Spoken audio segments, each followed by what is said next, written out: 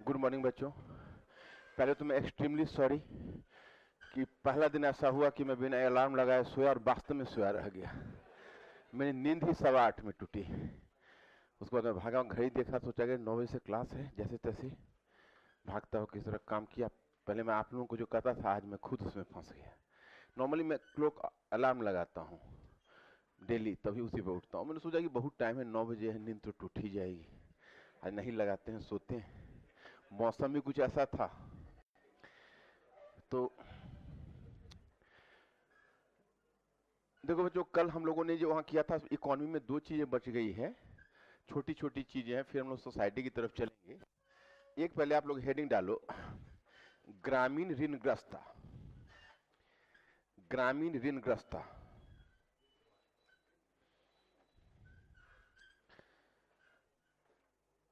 ग्रामीण ऋणग्रस्ता। देखो, तुम लोग का जो अधिकांश प्रॉब्लम जो होता है, तुम इस बार गौर करके देखोगे कि नॉर्मली जो अधिकांश प्रॉब्लम होता है इस संबंधी, जैसे ग्रामीण ऋणग्रस्ता का है, रूरल इंडेटेडनेस है, तो मैं तुम लोग को ये सजेशन देना चाहता हूं कि जैसे तुम कोई बुक्स पढ़ते हो या कोई पार्ट पढ़ते हो, तो तुम उसको एक तरह से समझो तो। अच्छा, कल का टेस्ट दिया था तुम लोगों ने? क्वेश्चन सॉल्व हो गया था? उसमें कोई दिक्कत तो नहीं आई थी? थोड़ा सा ट्विस्ट करके क्वेश्चन था, हल्का सा इन्फ्रेंशियल, तो उस पर अपना दिमाग लगा के स्टैंड ले लिया था। हाँ, ये तो क्लास में ही मैंने डिस्कस किया था। आप लोग रहते हैं क्लास में और कहाँ रहते हैं दिमाग आपका।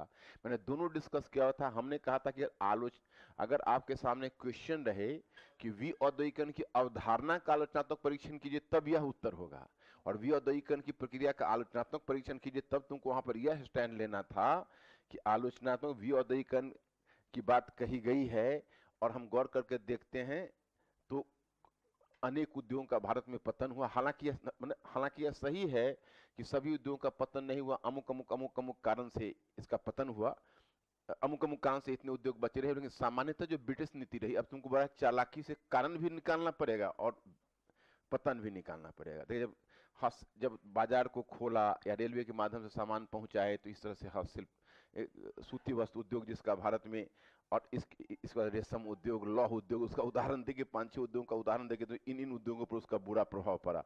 तो तुम अगर यह स्टैंड ले लेते हो कि सारे उद्योग नहीं टूटे, कुछ बचे भी रहे, इसका कारण यह था कि ब्रिटिश वहां से बहुत सारे उत्पाद नहीं ले पाए, तब यह हो जाएगा आलोचनात्मक परीक्षण।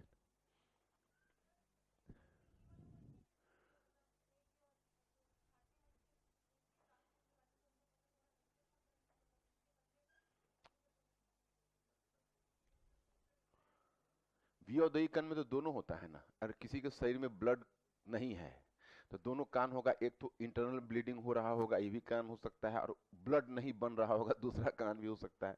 तो नॉर्मली तो ये क्यों पूछ रहे हो कि सर ये पॉइंट नहीं दे सकते हैं? कि आप, तुम लोग को ह्यूमैनिटी में मैंने पारंगत बना दिया, कुछ भी दे सकते हो, लेकिन अभी भी तुम लोग बचकाना क्वेश्चन करते हो। क्या तुम लिखा वो मायने नहीं है, तुम वहां पर कैसे रेलिवेंस बना के लिखा वो मायने रखता है।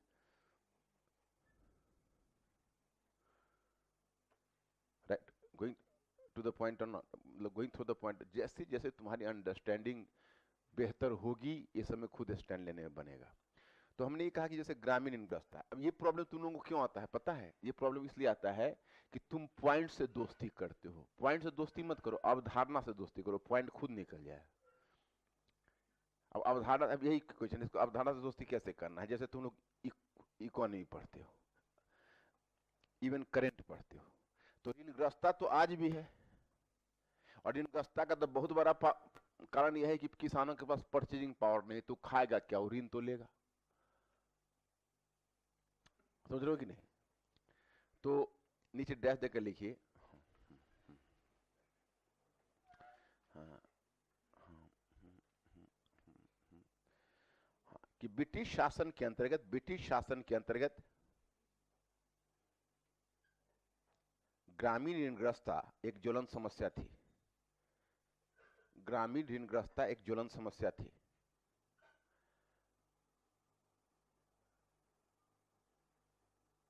एक ज्वलंत समस्या थी।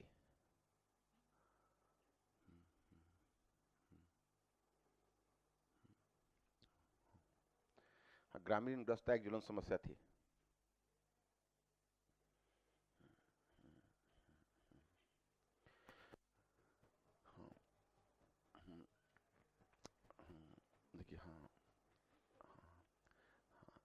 इस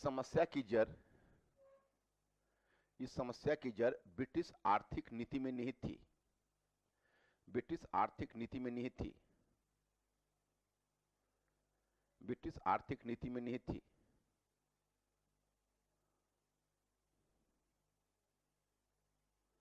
नीति, नीति, हाँ,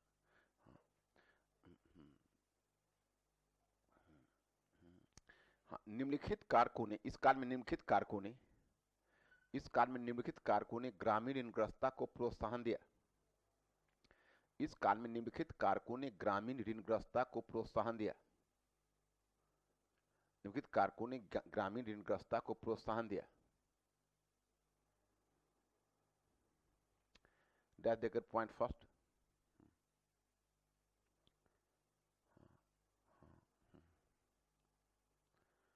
कि भू राजस्व की दर का अधिकतम निर्धारण, भू राजस्व की दर के अधिकतम निर्धारण, भू राजस्व की दर के अधिकतम निर्धारण और हस्तशिल्प उद्योग के पतन होने के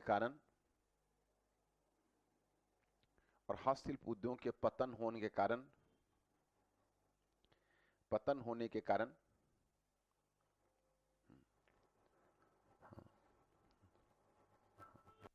प्रति व्यक्ति आय में गिरावट आना, प्रति व्यक्ति आय में गिरावट आना, प्रति व्यक्ति आय में गिरावट आना। पकड़ लोगे इसे? हस्तशिल्प उद्योग के पतन को प्रति व्यक्ति आय में गिरावट से जोड़ पा रहे हो कि नहीं? पॉइंट नंबर 2, लिखिए। हाँ, व्यावसायिक खेती अपेक्षाकृत खर्चीली, व्यावसायिक खेती अपेक्षाकृत खर्चीली,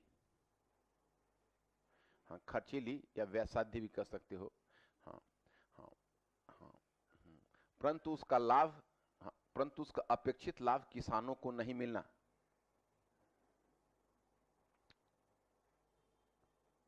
उसका अपेक्षित लाभ किसानों को नहीं मिलना।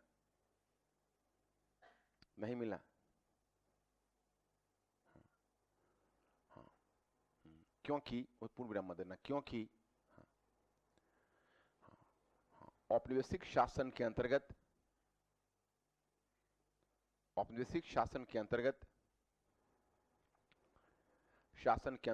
मध्यस्थ और बिचौलियों की भूमिका, औपनिवेशिक शासन के अंतर्गत मध्यस्थ और बिचौलियों की भूमिका, औपनिवेशिक शासन के अंतर्गत मध्यस्थ और बिचौलियों की भूमिका अत्यधिक महत्वपूर्ण। औपनिवेशिक शासन के अंतर्गत मध्यस्थ और बिचौलियों की भूमिका अत्यधिक महत्वपूर्ण। बिचौलियों की भूमिका अत्यधिक महत्वपूर्ण। Is this point clear? कोई दिक्कत तो नहीं? अच्छा, अब नेक्स्ट वन पॉइंट लीजिएगा, पॉइंट नंबर 3। पॉइंट नंबर 3 में आप रखिए मध्यस्थ और बिचौलियों की भूमिका अत्यधिक महत्वपूर्ण। हाँ, पॉइंट नंबर 3 में लिखिएगा। हाँ, अर्थव्यवस्था के मौद्रीकरण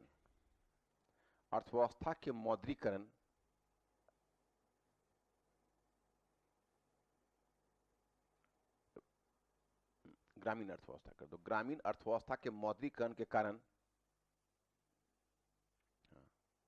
ग्रामीण क्षेत्र में मौद्रिक लेन-देन को प्रोत्साहन, ग्रामीण क्षेत्र में मौद्रिक लेन-देन को प्रोत्साहन, ग्रामीण क्षेत्र में मौद्रिक लेन-देन को प्रोत्साहन, लेन-देन को प्रोत्साहन। पकड़ लोगे इसे? कोई दिक्कत तो नहीं? नेक्स्ट पॉइंट, मुद्रा रहेगी तभी ना। एक समय तक जब मुद्रा का प्रचलन कम था तो तुमसे किसी से गेहूं उधार लेते, अनाज उधार लेते। मुद्रा कहोगे मुद्रा मेरे पास है ही नहीं, दूंगा कहां से, है ना? तो मुद्रा उपलब्ध होगा। क्या? हाँ, ब्याज तो दूसरी चीज हुई। हमारे कहने का मतलब कि मुद्रा तुम्हारे पास होगा तब मुद्रा का लेन देन होगा। मुद्रा ही जब कम होगा तो कैसे लेन देन होगा? जब मुद्रा का लेन देन बढ़ेगा तो तुम पैसा जमा करके रखोगे, तुमको भी स्वार्थ होगा कि हम, है ना। नेक्स्ट वन, हाँ हाँ हाँ, लिखिए, हाँ लिखिएगा, हाँ हाँ लिखिएगा, हाँ हाँ कि भूमि भूमि भूमि पर निजी स्वामित्व होने, भूमि पर निजी स्वामित्व होने, भूमि पर निजी स्वामित्व होने तथा भूमि पर निजी स्वामित्व होने तथा भूमि को विक्रय योग्य बनाने के कारण, भूमि को विक्रय योग्य बनाने के कारण, भूमि को विक्रय योग्य बनाने के कारण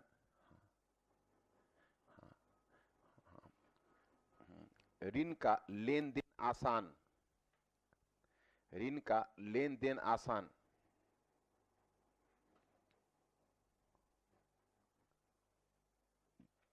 इस बात को समझा कि नहीं समझा? और तुम्हारे पास कोई ऋण क्यों देगा? जब तुम्हारे पास पेइंग कैपेसिटी रहेगी तभी ना।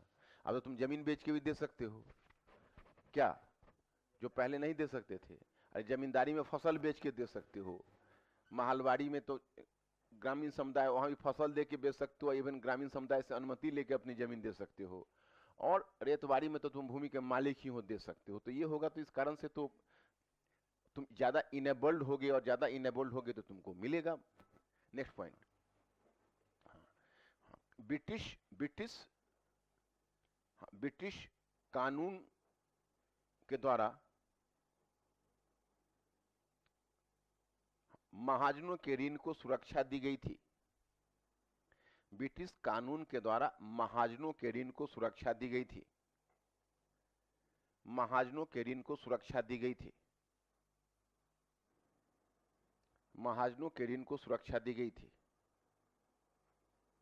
ओके, अब तुम मेंटली अलर्ट हो यहाँ की नहीं? हाँ, अब बस मैं एक डेटा दे देता हूं, मैं ज्यादा फैक्ट तो तुमको देता नहीं। अब जैसे देखो, मेरा जो अपना ऑब्जर्वेशन है, ये एग्जाम हॉल में तुम गए हो, समय की भी कमी है, तुम अगर इस तरह से पॉइंट्स में लिखते चले गए तो एग्जामिनर तुमको मार्क्स दे देगा। बहुत बच्चे इस तरह से, बहुत बच्चे मार्केट में तुमको पॉइंट में लिखने पर ज्यादा मार्क्स देता है, तो चलो कि नहीं, ऐसा ऐसी धारणा बोलते हैं, बिल्कुल गलत धारणा बोलते हैं।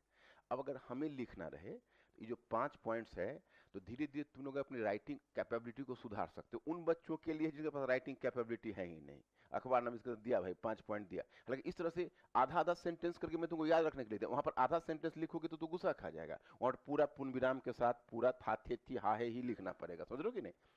कई बच्चे हमें आंसर देते हैं तो उसमें उसी तरह से शॉर्ट करके मार देते। मैंने शॉर्ट मारा है अपना समय बचाने के लिए, तुम वहां पर समय नहीं बचा रहे हो। तूने पूरे साल भर और 2 साल इसलिए तैयारी की है कि तुम वहां पर परीक्षक के सामने दे सको, वहां पर भी तुम जल्दबाजी दिखाओगे तो परीक्षक तुमसे भी ज्यादा जल्दबाजी दिखाएगा, तो वो चीज तो होना ही नहीं चाहिए। अब अगर मानो तुम 5 पॉइंट तुमने दे दिया या 6 पॉइंट दे दिया, तो भी तुमको मार्क्स तो दे देंगे वो, है ना, मार्क्स दे देंगे। हो सकता है इंटरव्यू में कॉल हो जाएगा, लटक भी जा सकते हो, पता चलेगा 585 पोजीशन अमुक जी, उसी में तुम्हारा जीवन बदल जाएगा, है कि नहीं? क्योंकि ग्रामीण क्षेत्र में तो सबको सब आईएएस ही कहते हैं, तुम जहां सेलेक्ट हुआ सब कहेंगे आईएएस हो गया। अब तुम समझ रहे हो कि हम मुश्किल से रेलवे पर्सनल में फंसे हुए हैं, आईएएस कर रहे हैं, लेकिन तुम भी अपना मुस्कुरा कर रह जाओगे, बहुत अपना रैंक क्लियर नहीं करोगे, क्योंकि क्लियर करने से फायदा क्या है कि नहीं? वहां पर तो जो तुम्हारी प्रतिष्ठा मिल रही है वो चलेगी। समस्या तब आएगी जब आपसे पूछेगा कि भाई आप कौन डिस्ट्रिक्ट में हैं, तब आपको जवाब देना पड़ेगा, उसके लिए तो बहुत दिन काफी है। तो मतलब ये है कि तुम ऐसे कर लोगे, लेकिन मेरा जो अपना विश है, तुम लोग समझ रहे हो ना मेरी बात को? जैसे कोई बच्चा अगर एक बिंदु को उठाता है और एक बिंदु को दूसरे बिंदु से जोड़ते हुए, सोच रहे हो कि नहीं कि ग्रामीण क्षेत्र में कैसे परिवर्तन हो रहा है, उससे ऋणग्रस्तता पर ऐसा लिखता है ना, तो आईएएस टाइप राइटिंग होगी। Are you getting this point? मेरी बात तुम लोग तक पहुंची? कुछ लोगों की राइटिंग में जिसकी कैपेबिलिटी है, वो धीरे धीरे थोड़ा ट्रांजिशन लेके, है ना, थोड़ा ये करके, और तब कहोगे परीक्षक का ध्यान कई बार हमें भी जाता है, अच्छी राइटिंग रहेगी तो सब तो पढ़ते ही हैं, उसमें कोई पढ़ने में कोई दिक्कत नहीं। फिर भी जहां मुख्य बिंदु तुमको लगे, हल्का सा पेन से वहां पर 2-4 शब्द, 2-4 शब्द, 2-4 शब्द ऐसे करते हुए, और पैराग्राफ चेंज करके ही अगर तुम, लेकिन तुमको घड़ी देखना पड़ेगा कि कितना टाइम ले रहा है। पता चला कि 25 मिनट में तुमने एक क्वेश्चन लिखा, तो तुम्हारा क्वेश्चन छूट जाएगा, तो लेने के देने पड़ जाएंगे, नंबर 1। नंबर 2 कि सारा क्वेश्चन वैसा तुम नहीं लिख पाओगे, लास्ट में जब तुमको छूटने लगेगा तो तुम अपना पॉइंट देख के भी निकल लेना। लेकिन बैलेंस राइटिंग ऐसा होना चाहिए कि तुम ऐसी हैबिट डेवलप करो फास्ट राइटिंग की, कि तुम यहीं से मिनट मिला के जाओ कि हमारे पास भाई 5 क्वेश्चन होंगे, हमको इतने मिनट में, वहां पर जाके वहां पर 5-7 मिनट 10 मिनट का तो इजाफा खुद हो जाएगा। परीक्षा भवन में हमने भी देखा है, मेरी भी राइटिंग स्लो थी, दिक्कत होती थी लिखने में, हमेशा क्वेश्चन छूटने का डर लगा रहता था। लेकिन वहां पर मैनेज, यहाँ पर लिखने से वहां ज्यादा बढ़िया मैनेज हो जाता है, वहां पर 10-5 मिनट इधर उधर हो जाता है, मतलब 10 मिनट का इजाफा तो जरूर हो जाएगा लिखने में तुमको, समझ रहे हो कि नहीं। तो राइटिंग में इसलिए तुमको, तुम जैसे टेस्ट दे रहे हो ना यहाँ, तो जितना टेस्ट देते चलोगे ये सब डेवलप करता चलेगा। यहाँ पर केवल एक डेटा मैं बता रहा हूँ, उसको ध्यान रखना, लिखना कि एक आकलन के अनुसार, नीचे पैराग्राफ चेंज करके, एक आकलन के अनुसार 1911 में, एक आकलन के अनुसार 1911 में ग्रामीण ऋण की राशि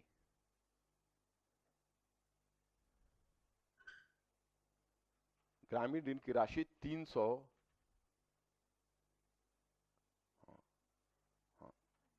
मिलियन रुपए थी, 300 मिलियन रुपए थी, जो 1937 में बढ़कर 1800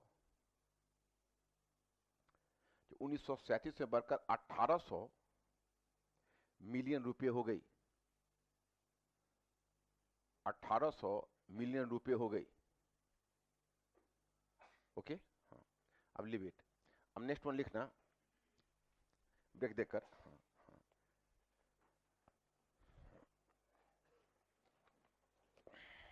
नेक्स्ट वन टॉपिक, हाँ नहीं, क्वेश्चन भी एक होगा इस पर।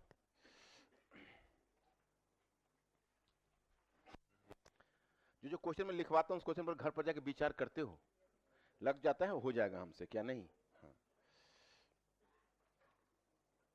बस एक क्वेश्चन लिख लो, मॉडल प्रश्न, मॉडल प्रश्न।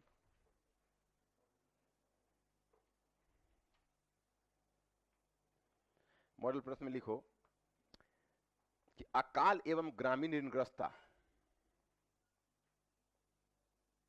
अच्छा 1300 मिलियन है, 300 करोड़ था, सॉरी मिलियन काट के करोड़ करो, 300 करोड़ और 1800 करोड़ करना, हाँ करोड़ करोड़। अब मैंने करोड़ रुपए, 300 करोड़ रुपए और 1800 करोड़ रुपए। अब नीचे मॉडल प्रश्न लिखो, अकाल एवं ग्रामीण ऋणग्रस्तता, अकाल एवं ग्रामीण ऋणग्रस्तता ब्रिटिश शासन के अंतर्गत, ब्रिटिश शासन के अंतर्गत कृषि के व्यावसायीकरण का, कृषि के व्यावसायीकरण का परिणामी अभिलक्षण थी, कृषि के व्यावसायीकरण का परिणामी अभिलक्षण थी, परिणामी अभिलक्षण थी, टिप्पणी, सॉरी सोदाहरण स्पष्ट कीजिए, सोदाहरण स्पष्ट कीजिए, सोदाहरण समझ रहे हो ना, उदाहरणों के साथ।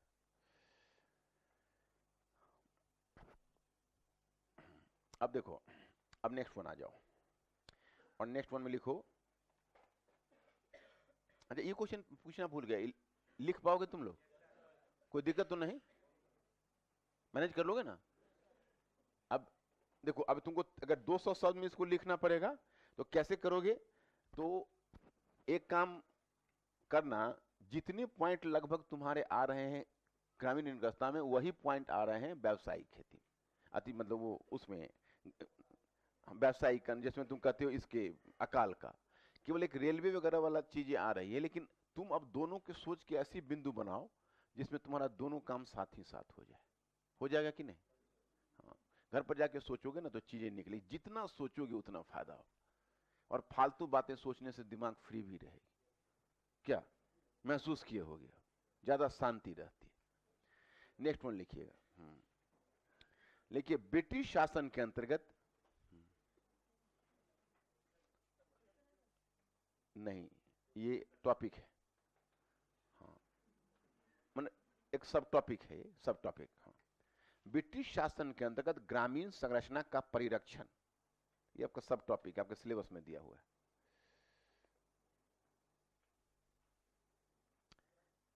हाँ,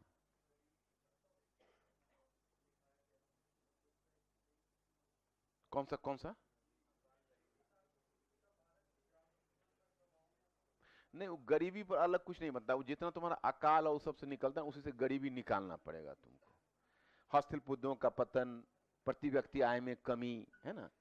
तुम कल को क्वेश्चन पूछे तो मैं बोला था कि मैं क्लास में तुमको बता दूं, हाँ पूछ लिया था, काम चल गया था ना, हाँ ठीक है। तो ब्रिटिश शासन के अंदर ग्रामीण संरचना का परिरक्षण, हेडिंग दिया, अब लिखना शुरू करो। यद्यपि कुछ ब्रिटिश पक्षधर विद्वानों ने यह सिद्ध करने का प्रयास किया है,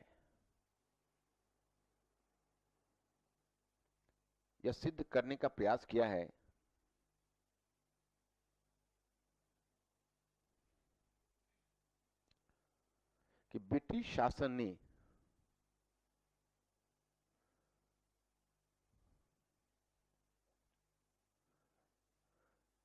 ग्रामीण संरचना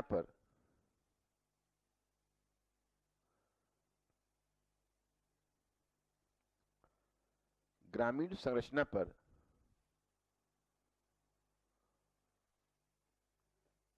कोई विशेष प्रभाव नहीं डाला,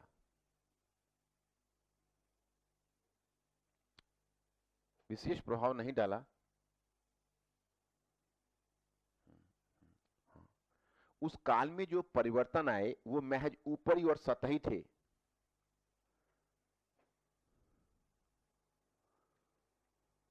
उस काल में जो परिवर्तन आया वे ऊपरी और सतही थे, ऊपरी और सतही थे। हाँ, वास्तविक रूप में ग्रामीण संरचना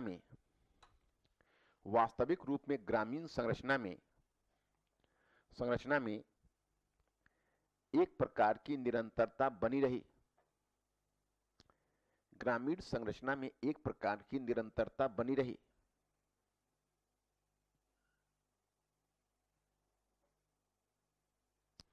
एक बात बताओ, इस बात से हम लोग सहमत हो जाएं कि असहमत हो? कितने लोग असहमत वाले में हो और सहमत वाले में? मतलब अब तुम लोग समझ रहे हो। देखो, यही मैं चाहता था कि जहां फाउंडेशन तुम्हारा क्लियर हुआ वहां फिर तुम्हें कोई दिक्कत नहीं, और तुम्हारा फाउंडेशन अब क्लियर हो गया है। अब एक बार तुम नेशनलिज्म में फाउंडेशन क्लियर कर देंगे, बस तुम्हारा फिर काम हो, उपनिवेशवाद, उसमें से कोई भी क्वेश्चन छूटेगा नहीं कहीं भी, है ना। देखो, मेनली क्या होता है कि मेरी जो चिंता की वजह है, और तुम लोगों को भी सोचना चाहिए कि एक्चुअली एग्जाम में क्या होता है कि जो तुम पढ़ते हो बुक्स में एग्जैक्टली उस पर क्वेश्चन नहीं होता है, क्वेश्चन उससे थोड़ा अलग होता है। वहीं पर बच्चे मार खा जाते हैं। एक तो बुक की चीज याद नहीं रहती, दूसरी बात है कि बुक में अगर कोई चीजें वो ले भी जाएं तो वहां पर उसको अपने ढंग से तोड़ मरोड़ करना पड़ता है। वो तभी क्लियर होगा जिसकी अवधारणा क्लियर हो। सोचो ना, अवधारणा स्पष्ट होना, चाहे प्रीलिम्स हो या मेंस हो। वो तुमने खुद ही महसूस किया होगा कोई न कोई विषय में कि तुम्हारा अगर किसी कारण से वहां पर विचार उलझा तो ना वो विषय पढ़ने का तुमको मन करता है। अधिकतर का बच्चा हुआ खास इंग्लिश मीडियम में, उसको हिस्ट्री का नाम सुनते ही डर होना शुरू होगा, क्योंकि हिस्ट्री का मतलब फैक्ट समझता है। तुम लोग पहले धारणा तुम लोग की रही होगी, लेकिन अब वो धारणा बदल गई ना कि देखो ये फैक्ट्स नहीं है, ये तो बिल्कुल एनालिसिस है और बहुत इंटरेस्टिंग सब्जेक्ट है, ऐसा तो अब लग रहा हो। तो वही बात होती है कि तुम समग्रता से चीजों को समझोगे, कोई परेशानी नहीं होगी। अब इसका पहले हम लोग खंडन करेंगे, समझ रहे हो कि नहीं? इस बात को हम नहीं एग्री कर रहे, तो इसी में साथ में देना शुरू करो। परंतु गहराई से परीक्षण करने पर यह ज्ञात होता है, कि ब्रिटिश उद्योग एवं व्यापार नीति ने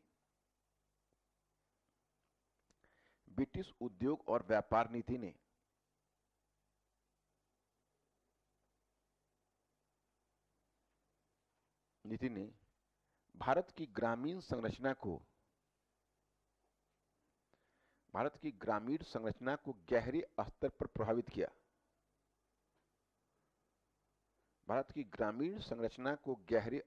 प्रभावित किया।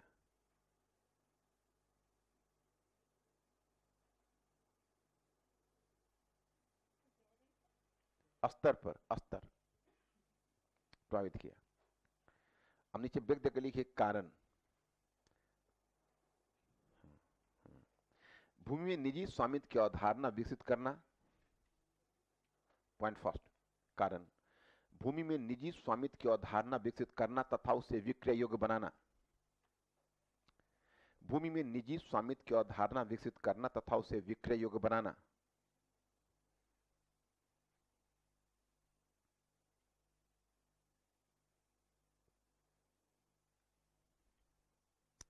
उसे विक्रय योग्य बनाना।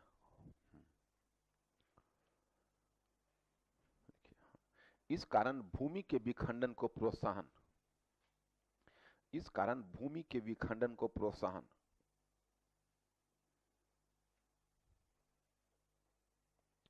भूमि के विखंडन को प्रोत्साहन। पॉइंट नंबर 2,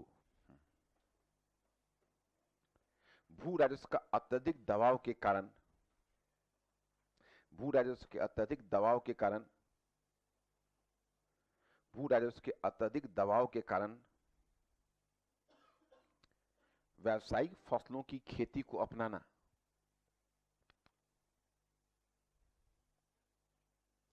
व्यावसायिक फसलों की खेती को अपनाना,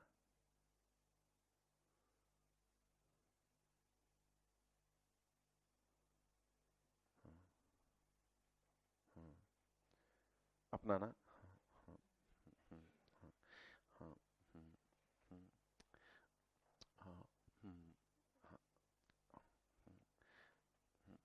अपनाना को कर दो। अपनाने के कारण तथा, अपनाने के कारण तथा भू राजस्व की नकद में वसूली, भू राजस्व की नकद में वसूली, भू राजस्व भू राजस्व के नकद में वसूली के कारण भी ग्रामीण अर्थव्यवस्था में मौद्रीकरण को बढ़ावा मिला,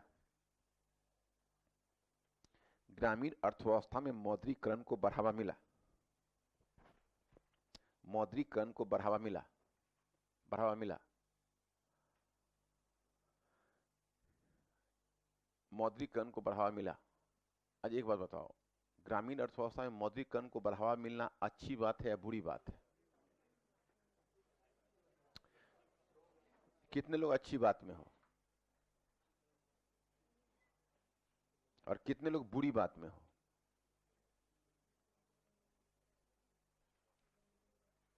अच्छी बात या बुरी बात? दोनों मिक्स कैसे रहेगा? नहीं नहीं नहीं नहीं, यजमानी वजानी छोड़ो, यजमानी को टूटने दो। अब महिलाएं पहले घर में घूंघट काट के बैठी रहती थी, अब बाहर निकल गई तो इसका मतलब पुरानी व्यवस्था टूट रही। कुछ बूढ़े लोग बैठकर आंसू बहा रहे हैं, तो क्या करोगे? सिंपैथाइज करोगे कि ना ना बाबा, वास्तव में आप कष्ट में आपकी बहू बाहर घूम रही?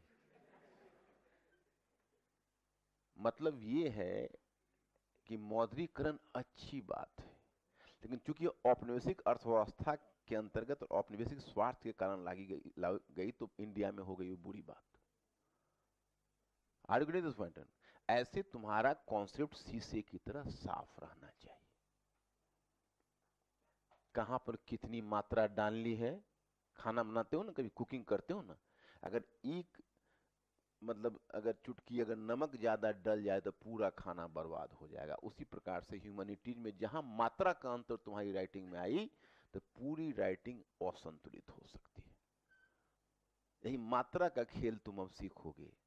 पहले तुम मतलब सीख रहे थे तथ्यों को बटोरना, अब तथ्यों को बटोरने के साथ कैसे तथ्य का इस्तेमाल करें इसको सीखोगे, कि कहां पर कितनी मात्रा डालनी है, कहां पर छोड़नी है। ओके, आगे बढ़ जाओ।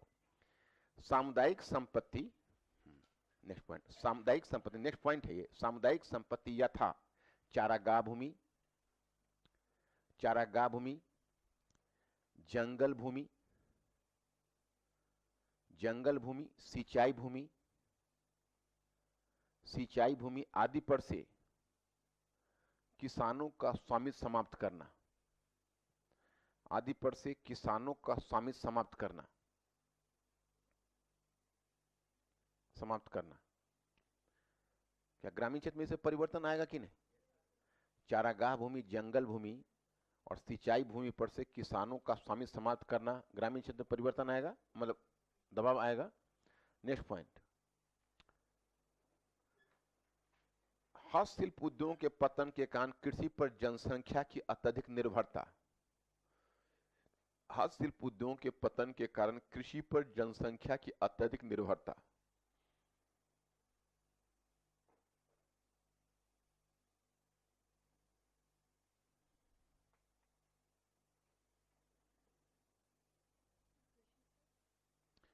कृषि पर जनसंख्या की अत्यधिक निर्भरता, ये पॉइंट तो जान ही रहे हो तुम लोग।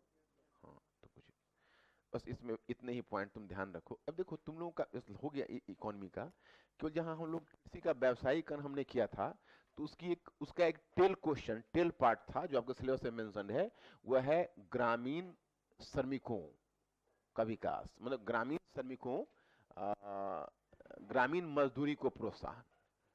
तो ग्रामीण मजदूरी को प्रोत्साहन उस पर हमारे बुकलेट में तो दिया हुआ है, लेकिन पढ़ा है कि नहीं तुम लोगों ने, लेकिन वहां पर तुम्हें हम करवाना भूल गए थे। तो एक काम करो, जहां पर तुमने कृषि का व्यवसाय करने का तो चौथाई छोड़ी हुई है तुमने, क्या बस तुमको 2-3 पॉइंट दिया हुआ है, मैंने चौथाई छोड़ के लिखते हो कि पूरा पेज भर लेते हो? पूरा पेज भर लेते हो तो गए तुम बैठो। जिस समय लिखना चाहिए, राइटिंग का नियम होता है कि चौथाई छोड़ के लिखे। अब अगर चौथाई छोड़ के नहीं लिखोगे, तुमको अगर खुद रिवाइज करोगे और साइड में पॉइंट लिखना पड़ेगा याद करने के, तो कैसे लिखोगे? तो जो नहीं चौथाई छोड़ा है वो मस्ती करे, और जो चौथाई छोड़ा है वो मेरी बात को फॉलो करे। चौथाई छूटा हुआ है ना? हाँ ठीक है। तो जहां जहां पर चौथाई में ऊपर से ही, जहां पर तुमने कृषि का व्यवसायीकरण लिखा हुआ है ना, वहीं पर कहीं पर लास्ट वाले पेज में वहां पर देते ना ग्रामीण मजदूरी। हाँ, ग्रामीण मजदूरी को प्रोत्साहन। अब बहुत तो कृषि का व्यवसायीकरण मिल ही नहीं रहा होगा, मुझे आना पड़ेगा लगता है खोजने के लिए उसकी कॉपी में। ग्रामीण मजदूरी को प्रोत्साहन लिखो। लास्ट में, जहां पर जिस पेज में लास्ट में दिखाया हुआ, पीछे ही ले लो, जहां तुमको मन है लिखो।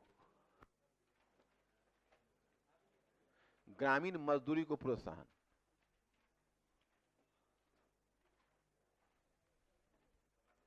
मजदूरी को प्रोत्साहन। हाँ, हाँ, हाँ। डैश देकर लिखिए। हाँ, डैश देकर लिखिए कारण, कारण, कारण। हाँ कारण। हाँ, हाँ। भूमि के विखंडन के कारण जोत का आकार छोटा होना, भूमि के विखंडन के कारण जोत का आकार छोटा होना, भूमि के विखंडन के कारण जोत का आकार छोटा होना।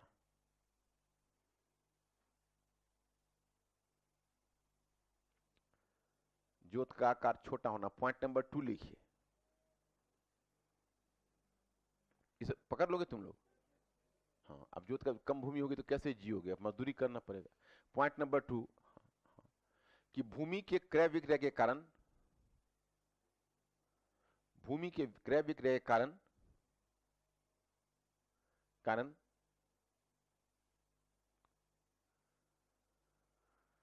सीमांत किसानों का, सीमांत किसानों का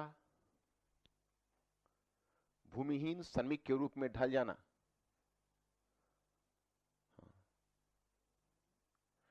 भूमिहीन श्रमिक, भूमिहीन श्रमिक के रूप में ढल जाना, भूमिहीन श्रमिक के रूप में ढल जाना। पकड़ लोगे? हाँ। पॉइंट नंबर 3 लिखो, पॉइंट 3 लिखो। हाँ, हाँ, हाँ। ग्रामीण अर्थव्यवस्था का मौद्रीकरण, ग्रामीण अर्थव्यवस्था का मौद्रीकरण,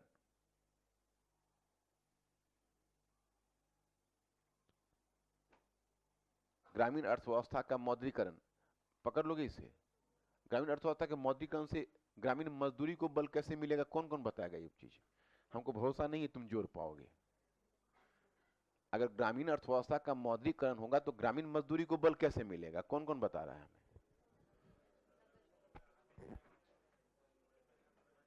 नगद अवेलेबल रहेगा तो तुम अपॉइंट करोगे, है ना? तो ज्यादा उसमें ये मिलता है। हाँ। और नेक्स्ट पॉइंट, हाँ, हाँ, व्यावसायिक कृषि। नेक्स्ट पॉइंट, व्यावसायिक कृषि में, व्यावसायिक कृषि में अधिक, अधिक, हाँ, श्रम, अधिक श्रम की जरूरत। क्या पकड़ लोगे? अधिक श्रम की जरूरत। एक पॉइंट और लिख लो। हाँ, हाँ, हाँ। वैकल्पिक, वैकल्पिक आय के स्रोत के अभाव में,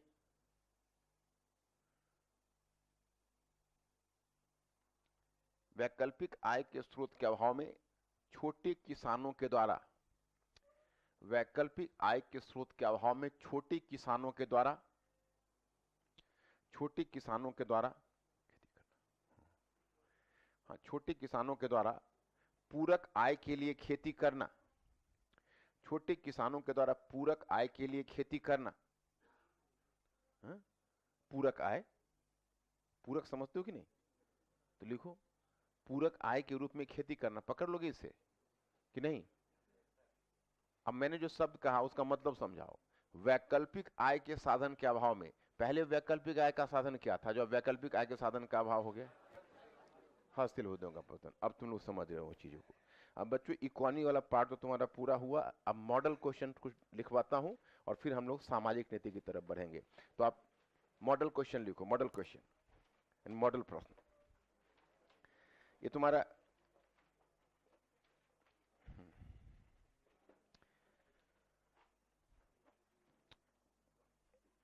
और तुम्हारा ये यूपीएससी के क्वेश्चन है। लिखो आरसी दत्त का कहना है, क्वेश्चन है तुम्हारा मॉडल प्रश्न है। मॉडल प्रश्न लिखो, पॉइंट 1 लिखो। इसमें अचंभित क्यों हो रहे हो? आरसी दत्त का कहना है, क्वेश्चन ही है कि बुनाई, बुनाई समझते हो ना? बुनाई लोगों का राष्ट्रीय, बुनाई लोगों का राष्ट्रीय उद्योग था।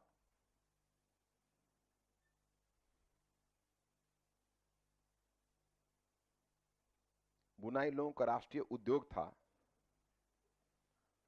और लाखों महिलाएं कताई करती थी,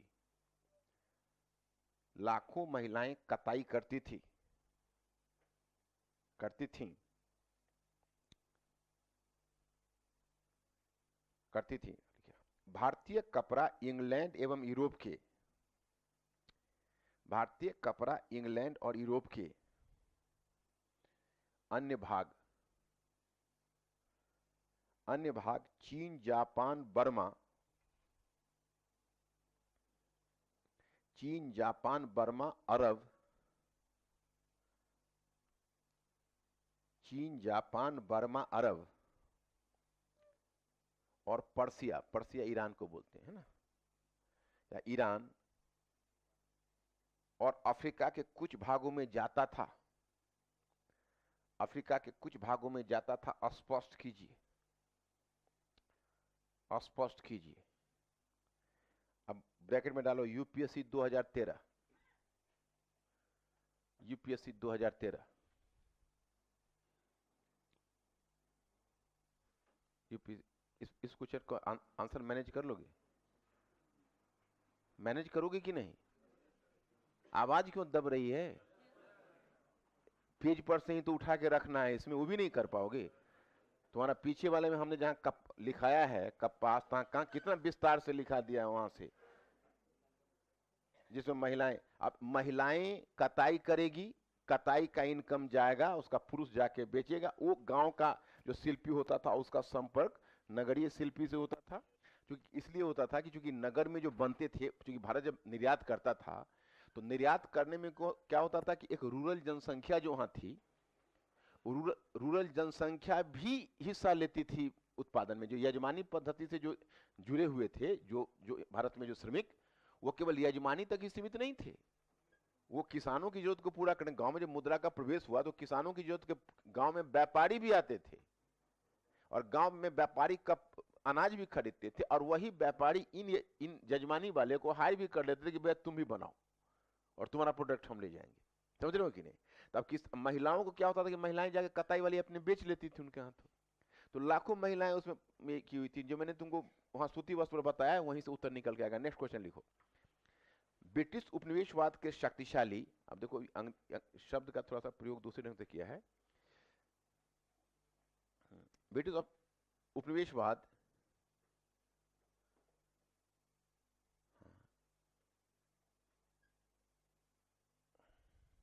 मैं शब्द बदल देता हूं क्योंकि शब्द को पहचानने में तुमको थोड़ी दिक्कत होगी, उससे मिलता जुलता शब्द डाल देता हूं। क्या लिखवा नहीं दें? तो ब्रिटिश उपनिवेशवाद के शक्तिशाली प्रणोद, प्रणोद, हाँ लिख देता हूं। उपनिवेशवाद के शक्तिशाली प्ररोध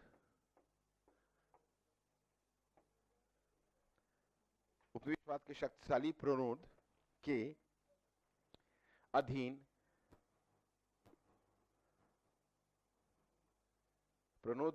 भारतीय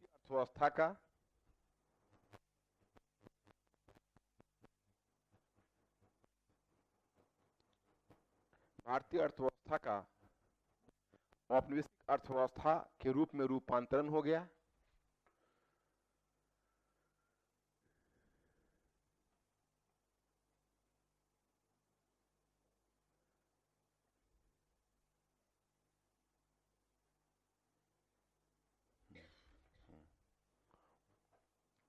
औपनिवेशिक अर्थव्यवस्था के रूप में रूपांतरण हो गया, जिसकी संरचना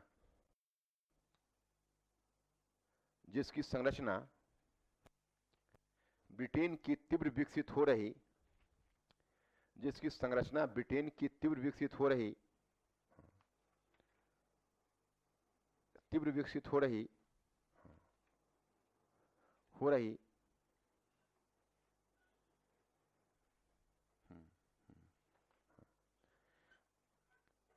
औद्योगिक अर्थव्यवस्था की आवश्यकताओं के द्वारा निर्धारित हुई।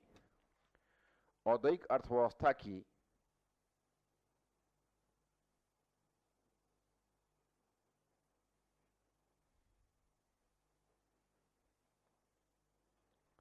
ब्रिटेन की तीव्र विकसित हो रही औद्योगिक अर्थव्यवस्था की आवश्यकताओं के द्वारा निर्धारित हुई। परीक्षण कीजिए।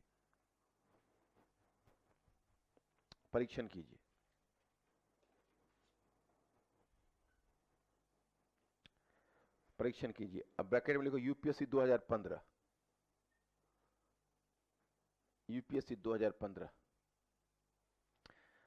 हाँ, अब नीचे यहीं पर अथवा देकर शब्द लिखो तो, नीचे ब्रेक देकर अथवा और फिर शब्द लिखो तो, अथवा देके लिखो ब्रिटेन में विकसित हो रही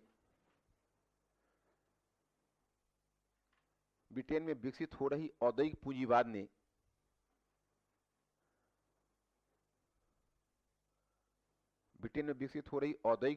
ने ब्रिटिश शासन के अंतर्गत भारतीय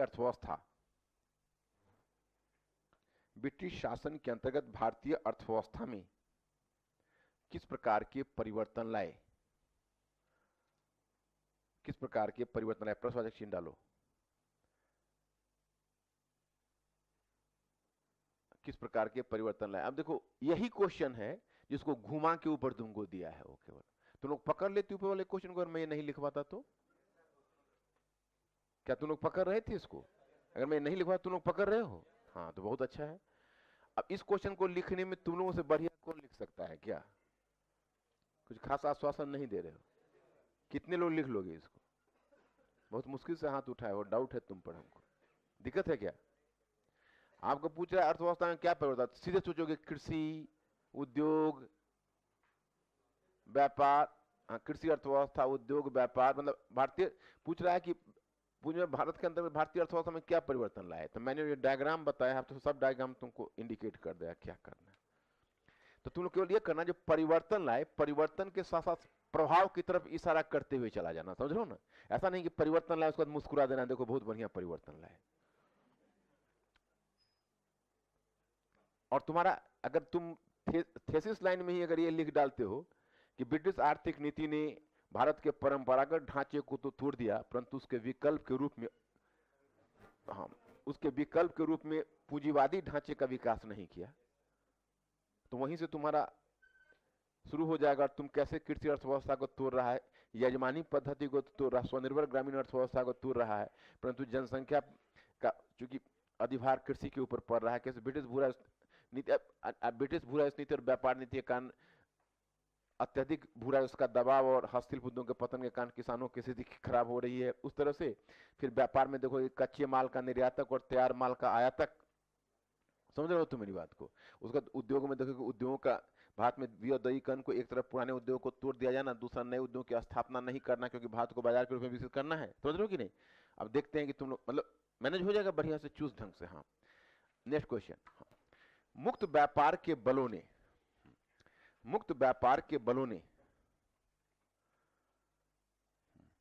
मुक्त व्यापार के बलों ने एवं व्यापार तथा निवेश के सहायक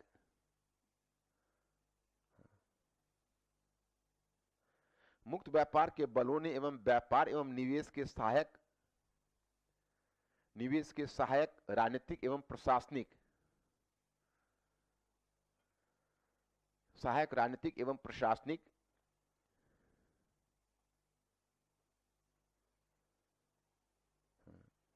परिवेश के निर्माण में अंग्रेजों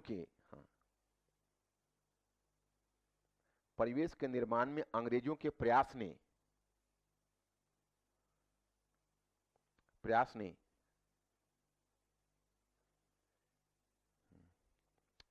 19वीं शताब्दी के पूर्वार्ध में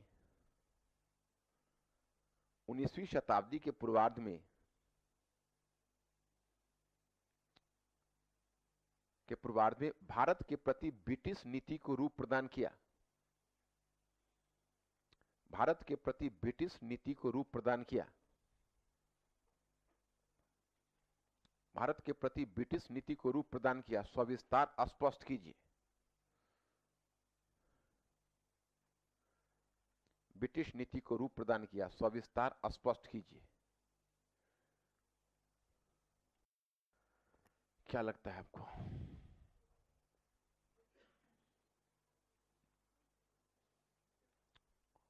ओके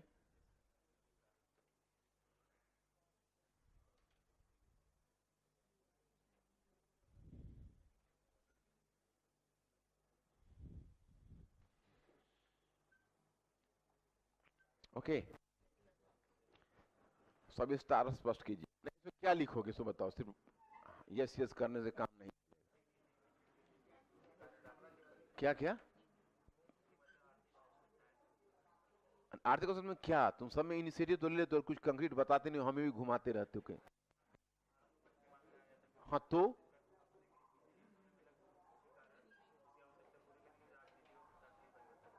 अच्छा, राजनीतिक और प्रशासनिक परिवर्तन करेगा। राजनीतिक में क्या परिवर्तन करेगा और प्रशासनिक में? हाँ, अब तुम धीरे धीरे समझदार हो रहे हो। तुम खैर मनाओ कि यहाँ तुम आ गए, है कि नहीं? हाँ हाँ, मतलब तुम जो डायरेक्शन पहले पकड़े थे बड़ा घबराने वाला था, लेकिन धीरे धीरे लाइन पर आ रहे हो सकता है भविष्य सुधर जाए। देखो यहाँ पर राजनीतिक और प्रशासनिक फैक्टर बोल रहा है, सुधरो ना। अब तुमको इसमें दिखाना यह है कि उस जो इकोनॉमिक पॉलिसी थी, वो इकोनॉमिक पॉलिसी तात्कालिक राजनीति पर, प्रशासन पर क्या ध्यान दे रहा है। लेकिन अब उसमें ध्यान रखना है तुम्हें कि अब तुम्हें मुक्त व्यापार का बल और निवेश की जो जरूरत है, तो उसमें जैसे तुम दिखाओगे राजनीतिक वाले में तो कॉन्क्वेस्ट को प्रोत्साहन दे रहा है। अब कॉन्क्वेस्ट में गवर्नर जनरल के ऊपर नहीं चला, इसने ये किया, वो नेपाल युद्ध लड़े, वो अफगान युद्ध लड़े, ये राम कहानी नहीं कहनी है। मतलब कि विलय पर बल दे रहे थे। इसने 2-3 गवर्नर जनरल जो मेजर विलय किया उसका नाम देते हुए कि उसे किया, क्योंकि अब भारत में रेलवे का भी विस्तार किया जाना था, टेलीग्राफ का भी विस्तार किया जाना था, बाजार के रूप में विकसित किया जाना था, तो अधिक से अधिक क्षेत्रों को अपने अंतर्गत लिया जाना जरूरी था। इसलिए पूर्व नीति को उलटकर ब्रिटिश ने अनियंत्रित विस्तार पर बल दिया। लाइकवाइज यू कैन से कि अगर भारत में यातायात संचार, नहरों और सड़कों का विकास किया जाना था, इस सब के लिए तो अपनी जीत रखना पड़ेगा ना, तभी ना तुम वहां पर अपना डेवलप करोगे। और प्रशासनिक क्षेत्र में हम देखते हैं कि वो एक ऐसे प्रशासनिक संरचना का निर्माण करना चाहते थे जो ब्रिटिश औद्योगिक पूंजीवाद के हित के अनुकूल है। इसलिए न्याय व्यवस्था में परिवर्तन लाया गया, भू राजस्व व्यवस्था में परिवर्तन लाया गया, ताकि भू राजस्व के एक व्यापक निवेश को, एक बड़े निवेश को औद्योगिकरण के क्षेत्र में निवेश किया जा सके। थोड़ा बनाना है, थोड़ा सा टेस्ट करना है ना।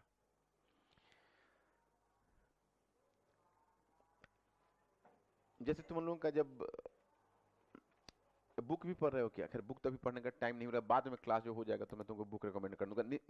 अब नेक्स्ट हेडिंग दे दो। अब मेजर हेडिंग दोगे इसलिए सेंटर पर जाओगे, पेज चेंज कर दोगे तो बढ़िया है। हाँ क्या?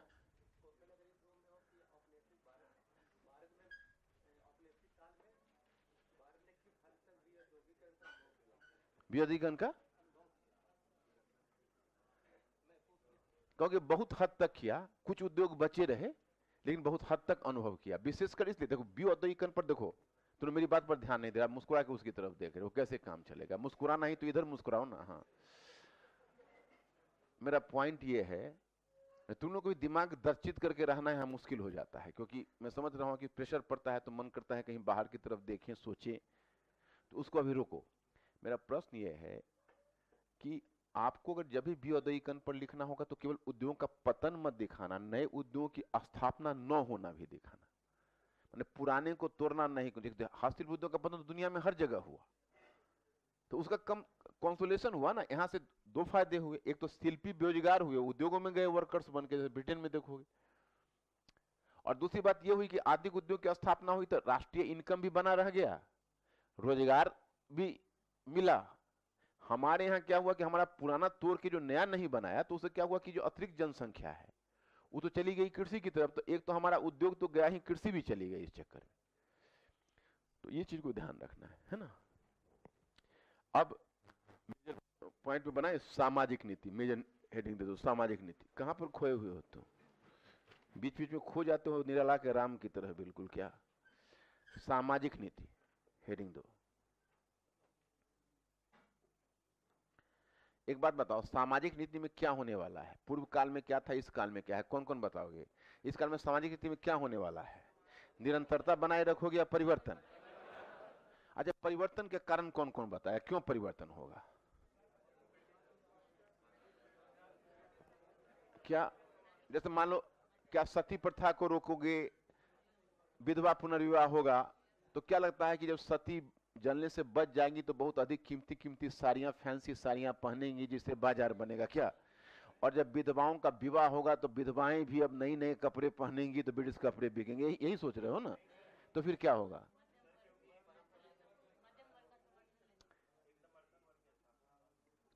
ये तो आर्थिक से नहीं जुड़ा ना, समर्थक वर्ग की स्थापना। आर्थिक से कैसे जोड़ोगे इसको? हाँ, ये दो ये काबिलियत की बात अभी बोला। अगर ये सब परिवर्तन जब तक नहीं भारतीय समाज को हिलाओगे नहीं, तो फिर भारतीय जब समाज जब परंपरागत ढांचे से नहीं निकलेगा तो अंग्रेजी शिक्षा को स्वीकार नहीं करेगा, और अंग्रेजी शिक्षा एक नया वर्ग पैदा करेगा, और वो नया वर्ग बाजार के रूप में काम करेगा। ऐसे लिंक करना पड़ेगा इसको, समझ रहे हो कि नहीं? लिंक करने में बस एक एक बिंदु है, जहां वो बिंदु वहां पर तुम लिखे तुमको मार्क्स मिलना है, लेकिन वो बिंदु को पकड़ के रखना वो बड़ा आवश्यक होता है। इसलिए मैं तुम लोगों को बीच बीच में क्वेश्चन करता हूं, कोई बिंदु पर तुम्हारी निगाह रहे। अब लिखो, सामाजिक नीति में लिखो, सामाजिक क्षेत्र में अगर हम सामाजिक क्षेत्र में सामाजिक क्षेत्र में इस काल में ब्रिटिश नीति की तुलना पूर्व काल की नीति से करते हैं,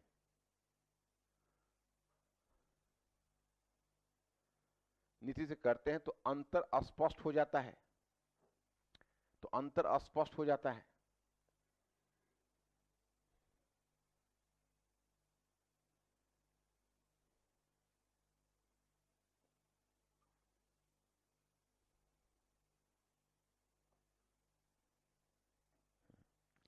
जहां पूर्व काल में ब्रिटिश नीति का बल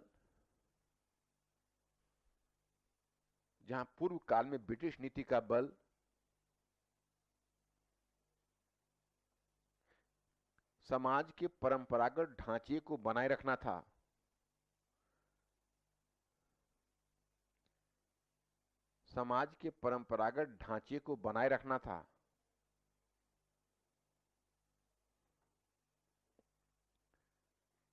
वहीं इस काल में ब्रिटिश नीति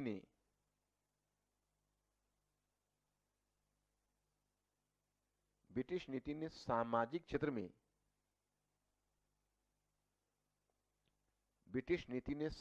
क्षेत्र में व्यापक सुधार एवं परिवर्तन पर बल दिया। ये तो क्लियर है, इसमें तो कुछ बताने की जरूरत नहीं है।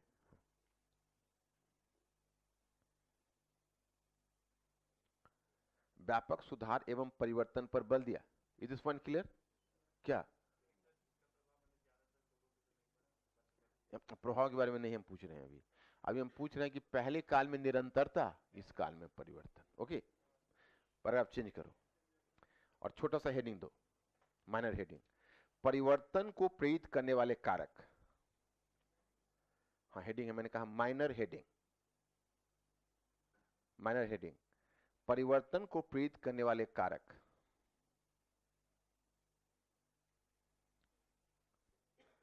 अब जहां परिवर्तन को प्रेरित करने वाले कारक लेगा, यहां पर डैश दीजिए और डैश देकर पॉइंट फर्स्ट लिखिए, ब्रिटिश औद्योगिक पूंजीवाद के हित। हाँ, फिर हेडिंग, माइनर हेडिंग, मैंने परिवर्तन को प्रेरित करने वाले कारक है। अब परिवर्तन को प्रेरित करने वाले कारक में तुम पर दिमाग में इमेज नहीं बनेगा तो याद थोड़ा रहेगा। इमेज यहाँ पर ये बनाना है कि हम परिवर्तन को प्रेरित करने वाले कारक बताए ना, तो इसमें अब दो कारक तुम लोगों को बता देंगे तो क्लियर हो जाएगा। तो परिवर्तन को प्रेरित करने वाले कारक में जो पहला कारक है वह है, लिखिएगा, ब्रिटिश औद्योगिक पूंजीवाद के हित। ब्रिटिश औद्योगिक पूंजीवाद के हित, डैश देकर लिखिए कि अगर भारत का विकास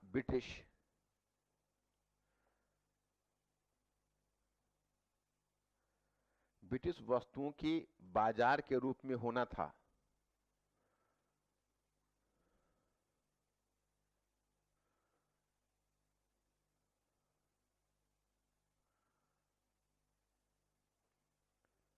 तो फिर अंग्रेजी शिक्षा को प्रोत्साहन देना आवश्यक था।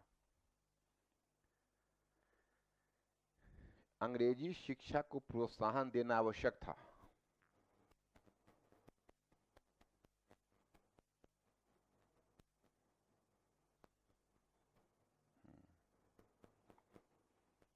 क्योंकि अंग्रेजी शिक्षा के माध्यम से,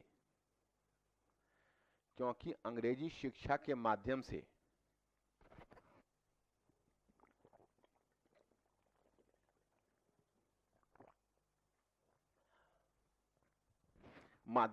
भारतीयों के एक ऐसे वर्ग को जन्म दिया जा सकता था, भारतीयों के एक ऐसे वर्ग को जन्म दिया जा सकता था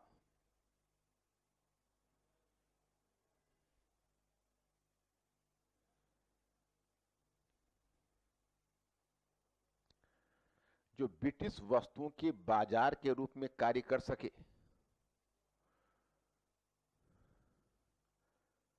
ब्रिटिश वस्तुओं के बाजार के रूप में कार्य कर सके।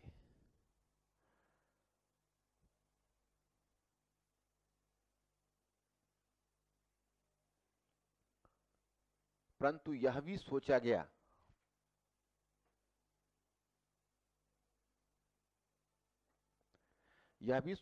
कि भारतीय अंग्रेजी शिक्षा को, यह भी सोचा गया कि भारतीय अंग्रेजी शिक्षा को तभी स्वीकार करेंगे, अंग्रेजी शिक्षा को तभी स्वीकार करेंगे जब उन्हें परंपरागत सामाजिक ढांचे से बाहर निकाला जाए। अब जैसे तुमने जो लाइन लिखते हो उसमें मेंटली अलर्ट रहते हो या कुछ और सोचते रहते हो? मतलब लिखते हो तो तुम्हारा ध्यान यही रहता है। तो उसमें ध्यान अगर तुम्हारा रहता है तो एक काम करो, हर जगह मेरा बताना संभव नहीं है। लगे कि जो मार्केबल लाइन है उसको तुम लिखने के टाइम में ही हाईलाइट कर लो, तो रिवाइज के टाइम में तुमको बड़ी सुविधा हो जाएगी। रिवाइज के टाइम में तुमको लगेगा कि ये मार्केबल लाइन है, इस पर जैसे तुम्हारे पास कम समय रहा तो कम से कम मार्केबल लाइन पर नजर डालते हुए निकल जाओगे, तो एक मोटा मोटी रिवाइज तुम्हारा हो जाएगा, समझ रहे हो ना। इसलिए आदत बनाओ कि जो मार्केबल लाइन में, वहाँ एग्जाम हॉल में ध्यान रखना, एग्जाम हॉल में कम अंडरलाइन तुमको करना है, तुमको 2-3-4 शब्द अंडरलाइन करना है। ऐसा नहीं कि पूरी कॉपी पता चला कि पूरा आंसर ही अंडरलाइन कर दिए तो फिर बेकार हो जाएगा, समझ लो ना। तो वो ध्यान, यहाँ पर तुम अपनी सुविधा से जो जो मार्केबल लाइन लगे, जैसे ये है अंग्रेजी शिक्षा, जैसे भी मैंने क्वेश्चन पूछा भेदभाव वाला, तो तुम माकूल जवाब नहीं दे सके, हम बताए, अब उस लाइन को मैं यहाँ लिखवा रहा हूँ तो उसको अंडरलाइन कर लो। प्रतीत हो जाएगा कि भारतीय अंग्रेजी शिक्षा को तभी स्वीकार करेंगे जब उन्हें परंपरागत सामाजिक ढांचे से बाहर निकाला जाए। फिर इस लक्ष्य को पाने के लिए, समाज सुधार के लिए कदम उठाया जाना आवश्यक था। इस लक्ष्य को पाने के लिए समाज सुधार के लिए कदम उठाया जाना आवश्यक था।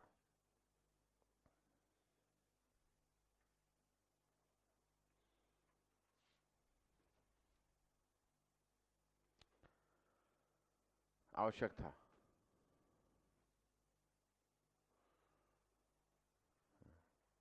अब पॉइंट नंबर 2 कर लीजिए।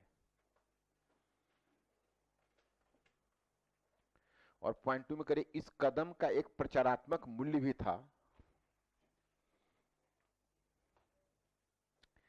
इस कदम का एक प्रचारात्मक मूल्य भी था।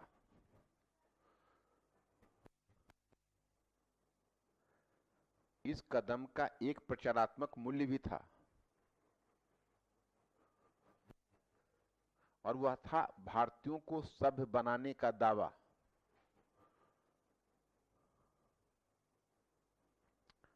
भारतीयों को सभ्य बनाने का दावा।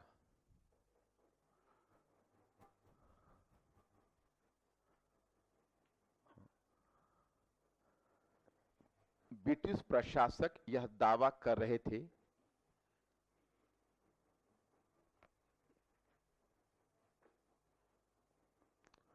ब्रिटिश प्रशासक यह दावा कर रहे थे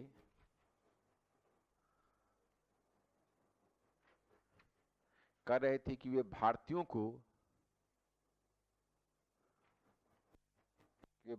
को रूढ़िवादी सामाजिक ढांचे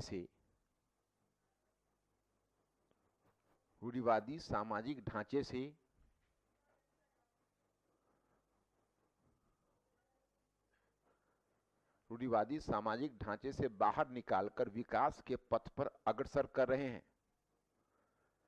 रूढ़िवादी सामाजिक ढांचे से बाहर निकालकर विकास के पथ पर अग्रसर कर रहे हैं।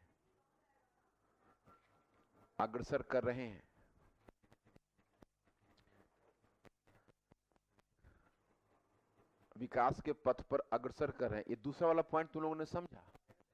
देखो, आर जस्ट मेंटली अलर्ट हो? हाँ। देखो, हम पहले भी तुमको बता चुके हैं, जहां औपनिवेशिक हित को हमने 80% मार्क्स दिया हुआ है, पता है कि नहीं? 20% मार्क्स किसको दिया हुआ है? हाँ, कुछ विचारधारा है, व्यक्तित्व है, ये सब भी तो अपनी भूमिका निभाता है। अब देखो, पहला वाला जो चरण था उसमें विलेजली निकला साम्राज्यवादी, तो उसका अपना नेचर है। तो अब 100% हम औपनिवेशिक हित को नहीं देंगे, 80% तो दे रहे हैं। और दोनों में अगर निर्णायक कारक पूछा जाएगा तो पहला वाले को करोगे, दूसरे वाले को? पहले वाले को करोगे। लेकिन दूसरा वाला का जो पॉइंट, अब पीटी में ही तुमको अगर पूछा जाए कि भाई समाज सुधार को प्रेरित करने वाले कौन से कारक थे, पॉइंट नंबर 1 और पॉइंट नंबर 2, और चॉइस ए होगा केवल 1, चॉइस बी होगा केवल 2, चॉइस सी होगा 1 2, चॉइस डी होगा ऊपर में कोई नहीं, क्या करोगे? क्या? हाँ, मैंने केवल एक तो नहीं चुनोगे। अगर ये दोनों चॉइस रहता तुम 1 2 दोनों चुन लेते। हाँ, बस यही समझ होना चाहिए, और इसी समझ के आधार पर प्रीलिम्स भी निकलता है। नहीं तो उसी में कई बच्चा काबिलियत कहेगा, सर आप बताए थे औपनिवेशिक हित, ये तो औपनिवेशिक हित है पॉइंट नंबर 1, हम मैं क्या करूंगा? वहां बाहर एग्जाम हॉल में थोड़ा जाऊंगा, वहां पर अपना दिमाग लगाना पड़ता है, मात्रा का अंतर होता है। अब निर्णायक पहला है, लेकिन है तो कारक दोनों। तो ये दूसरा वाला जो कारक है वो प्रचारात्मक मूल्य भी है, समझ रहे हो कि नहीं? अब मानो तुम किसी को 1 लाख रुपए डोनेशन दे रहे हो, और तुम्हारी निगाह है कि अगर इसको 1 लाख रुपए डोनेशन देने के तो कल हमारा बहुत बड़ा समर्थ होगा, समाज में हमारा हित करेगा, समझ रहे हो कि नहीं? अब वो तुम्हारा है, तो तुम्हारा हित वो है जो तुम उसको डोनेशन दे रहे हो, तो कह रहे हो कि भैया अरे पैसा हमारा है, तुम्हारा किसका है? पैसा किसका हुआ है? अगर हम ये लेने से आपको सुख होता है तो मेरे लिए तो आपका सुख सर्वोपरि है। तुमको लग रहा है कि अब दे ही रहे हैं तो थोड़ा सा प्रचार भी हल्का कर डालें, समझ रहे हो कि नहीं? तो अब वो उनको सुधार तो करना ही है, तो प्रचार भी अपना कर रहे हैं। एक विचारधारा तो है, जो कुछ लोग तो उनके यहाँ है ही, जैसा मान रहे हैं कि भाई सुधार करिए, ऐसा नहीं होता है कि भाई आप किसी को, अरे देखो मारना तो है, मतभेद यह है कि जहर से मारा जाए कि गुड़ से मारा जाए, समझ रहे हो कि नहीं? तो वो चीजें काम कर रही है। तो 2 कारक ये क्लियर हो गया आप लोगों को। नीचे ब्रेक दीजिए। अब समाज सुधार के लिए बनाए गए कानून तुम्हारा बुकलेट में है ही सब कुछ, मैं केवल पॉइंट करा के उसको बता देता हूं कि कौन कौन कानून का तुम लोग चर्चा करोगे। अब नीचे ब्रेक देकर लिखिए कि समाज सुधार के लिए विधि निर्माण, समाज सुधार के लिए विधि निर्माण, विधि निर्माण। आप डैश देकर लिखिए सती प्रथा उन्मूलन, सती प्रथा उन्मूलन,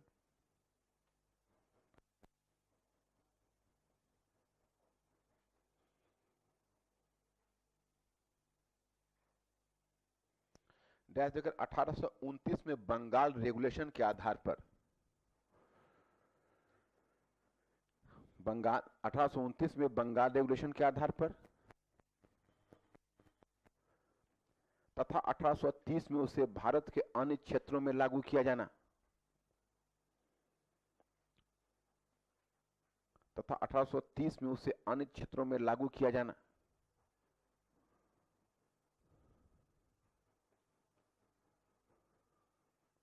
अन्य क्षेत्रों में लागू किया जाना।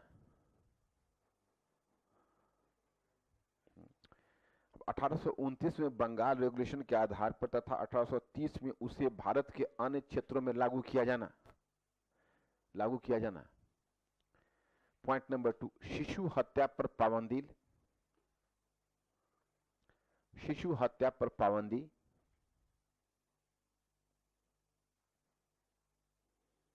अब डेथ दीजिए, डेथ के लिखिए। 1830 के दशक में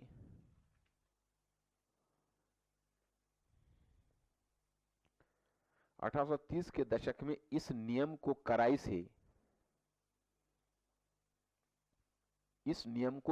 से लागू करने का प्रयास।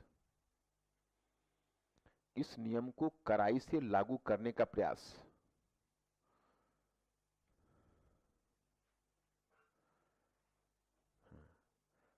थर्ड, दास प्रथा का उन्मूलन।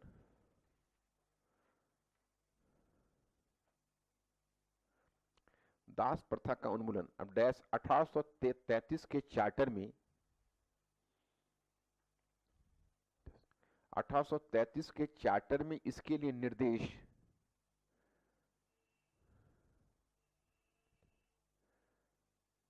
तथा 1843 में इसे लागू करने का प्रयास। 1843 में इसे लागू करने का प्रयास।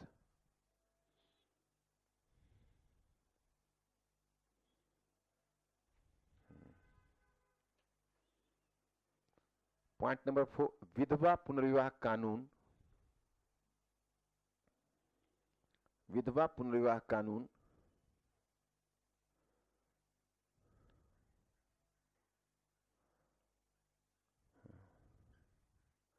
डैश 1856 में इस कानून को लागू किया जाना। 1856 में इस कानून को लागू किया जाना।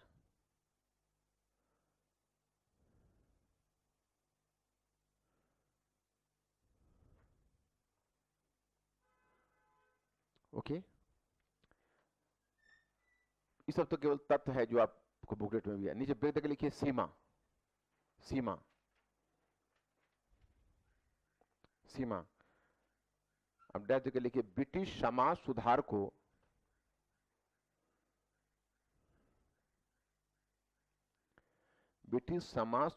क्रियान्वित करते हुए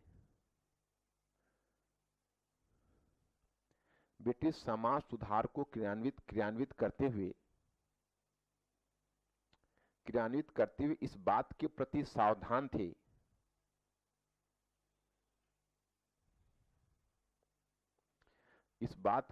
सावधान थे कि उनकी नीति से सवर्ण हिंदू क्रोधित न हो।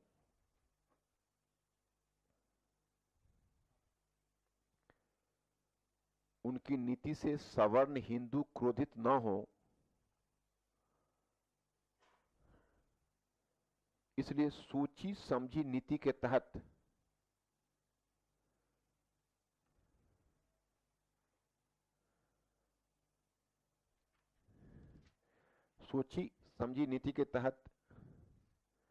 न तो उन्होंने जाति उत्पीड़न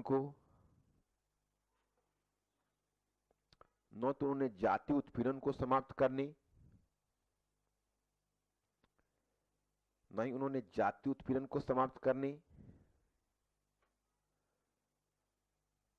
और न ही छुआछूत को समाप्त करने के लिए कानून बनाए।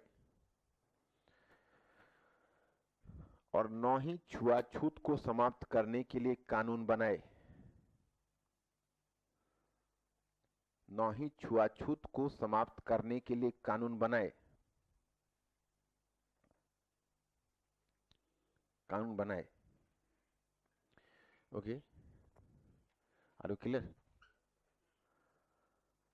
सीमा के बारे में क्लियर हुए तुम लोग? ने हाफ हार्टेड काम किया। ब्रिटिश को लगा कि अगर हम जाति व्यवस्था के विरुद्ध कुछ कर दिए तब सवर्ण हिंदू हैं वो सब विद्रोह कर सकते हैं, तो इसलिए अपना डरा रहा, उधर छेड़छाड़ नहीं किया। समझो ना? तो ये अब यहीं पर नीचे ब्रेक देकर लिखिए मॉडल प्रश्न। 19वीं सदी के आरंभिक दशकों में, मॉडल 19वीं सदी के आरंभिक दशकों में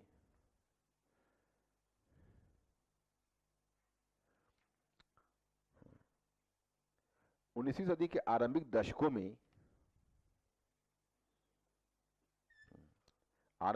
में ब्रिटिश नीति का बल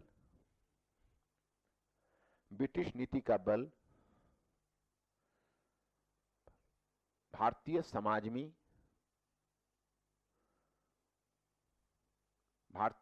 में आवश्यक सुधार लाकर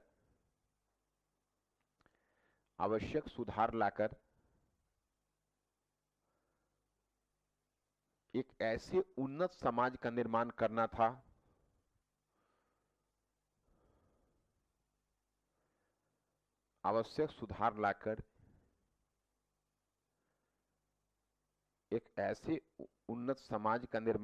था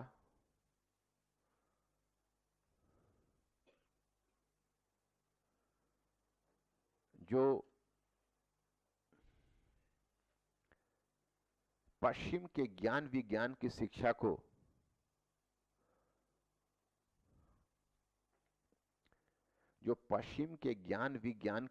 को समझ सके,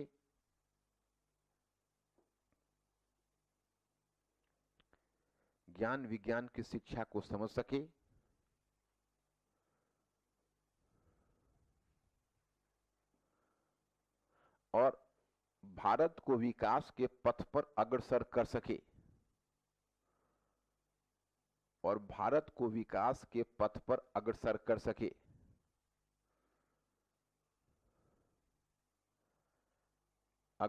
सके,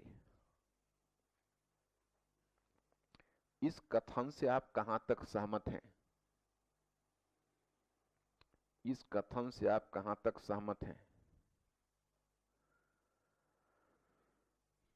क्या लगता है, सहमत हो जाओगे कि नहीं?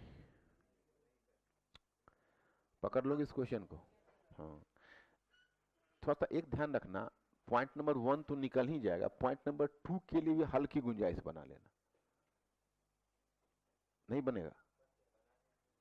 जैसे देखो, मेन मोटिव दिखाओगे, मन कैसे गुंजाइश बनाओगे, तुमको मुश्किल आएगी। ऐसा करो, पॉइंट नंबर 2 तुम छोड़ ही दो, क्योंकि तुम गड़बड़ कर डालोगे फिर उसको लेकर। नहीं, अगर हम तुम्हारी जगह रहते तो पॉइंट नंबर 2 मतलब एक कहते कि हालांकि यह सही है कि यूरोप में कुछ ऐसे विद्वानों का एक वर्ग पैदा हुआ था जिसे हम उदारवादी और उपयोगितावादी चिंतक के रूप में जानते हैं, जो भारत में सुधार और परिवर्तन की मांग कर रहे थे, परंतु यहाँ भी गौर करने की जरूरत है कि वे स्वयं भी औद्योगिक क्रांति के उपज थे और कहीं ना कहीं औद्योगिक पूंजीवाद के हिस्से प्रेरित होकर इस विचारधारा को प्रोत्साहन दे रहे थे। आप मैनेज कर लोगे तुम लोग? उनका नाम आ जाना चाहिए, लेकिन उनको औद्योगिक पूंजीवाद से उनको भी जोड़ देना चाहिए। क्वेश्चन का तो बल ये है ना कि ऐसा वो चाहते थे, भाई कैसे चाहेंगे, है ना। अब तुम्हारा नेक्स्ट वन हेडिंग हो जाएगा, हाँ, नेक्स्ट वन हेडिंग हो जाएगा अंग्रेजी शिक्षा। हेडिंग अंग्रेजी शिक्षा, समाज सुधार समाप्त, अंग्रेजी शिक्षा। तो अंग्रेजी शिक्षा में तो चीजें तुम जानती हो कि क्या है। जैसे 1813 में एक बंगाल लोक शिक्षा समिति बनेगी, और बंगाल लोक शिक्षा समिति जो कि 1813 में शिक्षा पर एक प्रस्ताव आएगा।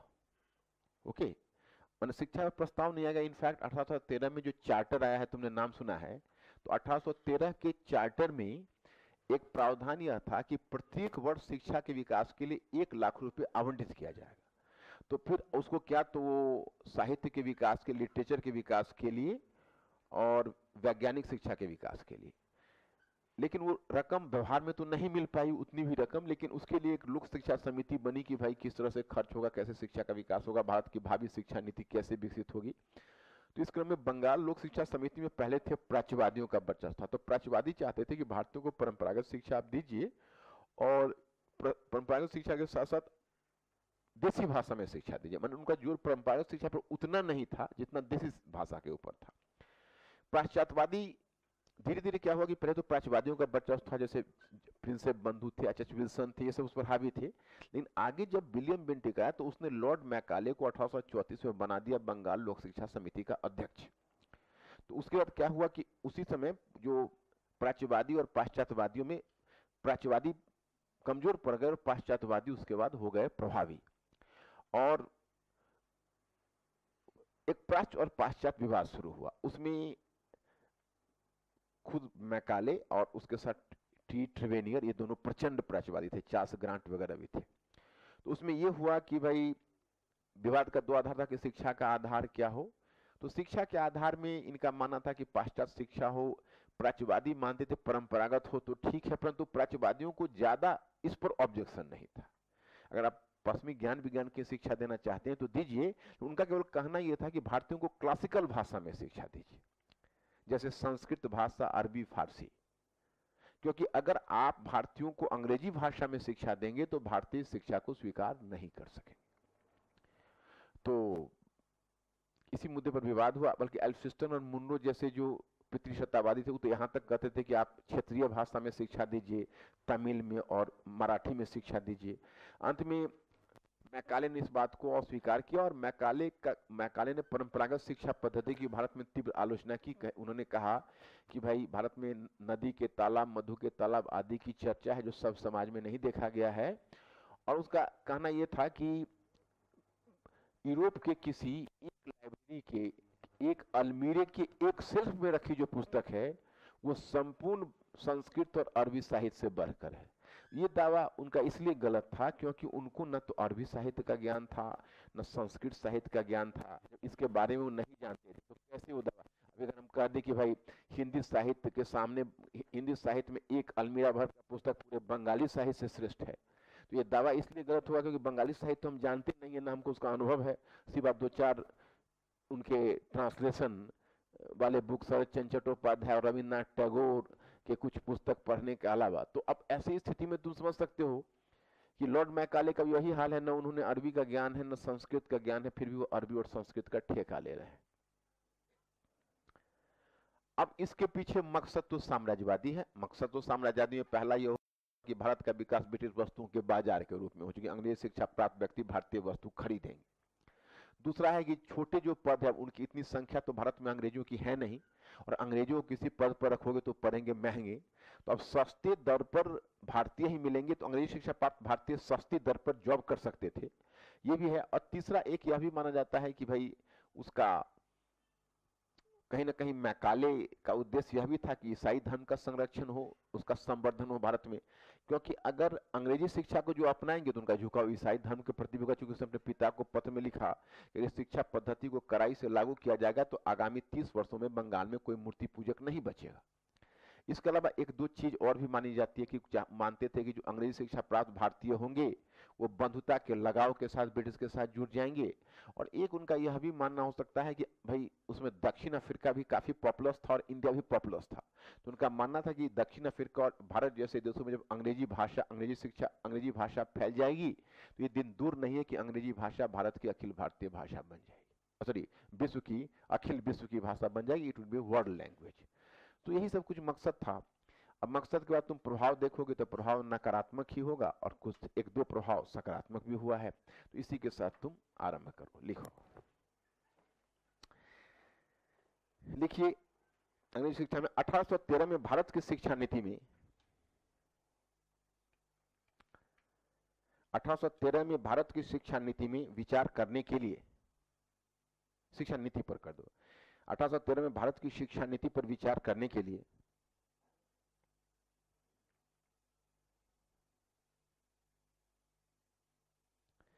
बंगाल लोक शिक्षा समिति का गठन हुआ। बंगाल लोक शिक्षा समिति का गठन हुआ।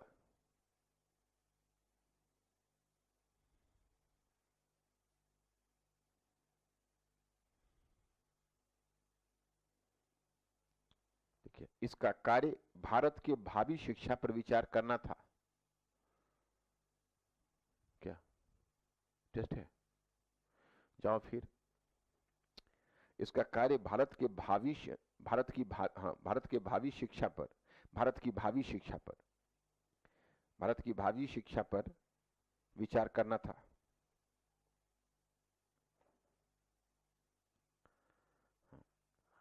आरंभ में बंगाल लोक शिक्षा समिति पर प्राच्यवादियों का बोलबाला था। आरंभ में बंगाल लोक शिक्षा समिति पर प्राच्यवादियों का बोलबाला था, प्राच्यवादियों का बोलबाला था।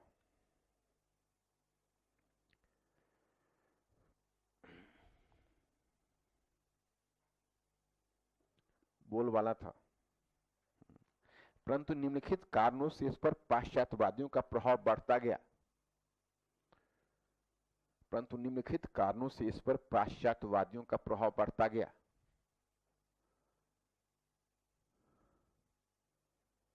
निम्नलिखित कारणों से इस पर पाश्चात्यवादियों का प्रभाव बढ़ता गया।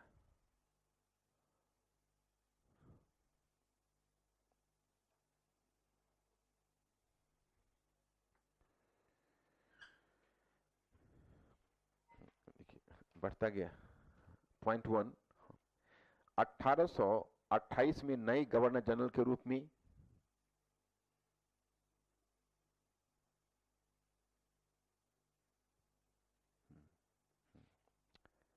1828 में नए गवर्नर जनरल के रूप में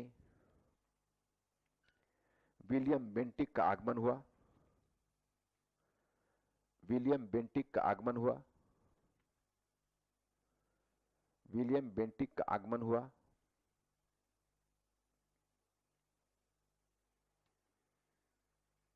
आगमन हुआ।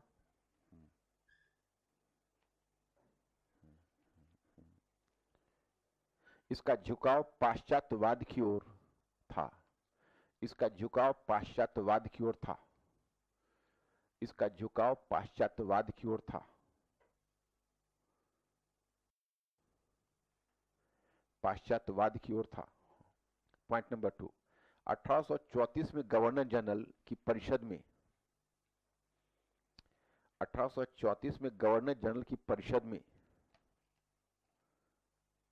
1834 में गवर्नर जनरल की परिषद में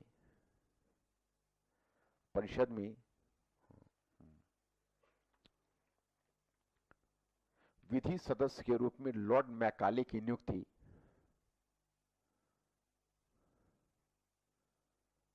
विधि सदस्य के रूप में लॉर्ड मैकाले की नियुक्ति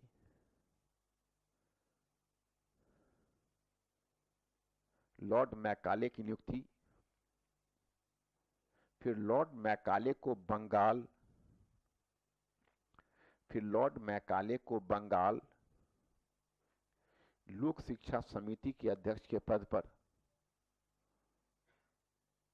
लोक शिक्षा समिति के अध्यक्ष के पद पर नियुक्त किया जाना। लोक शिक्षा समिति के अध्यक्ष के पद पर नियुक्त किया जाना।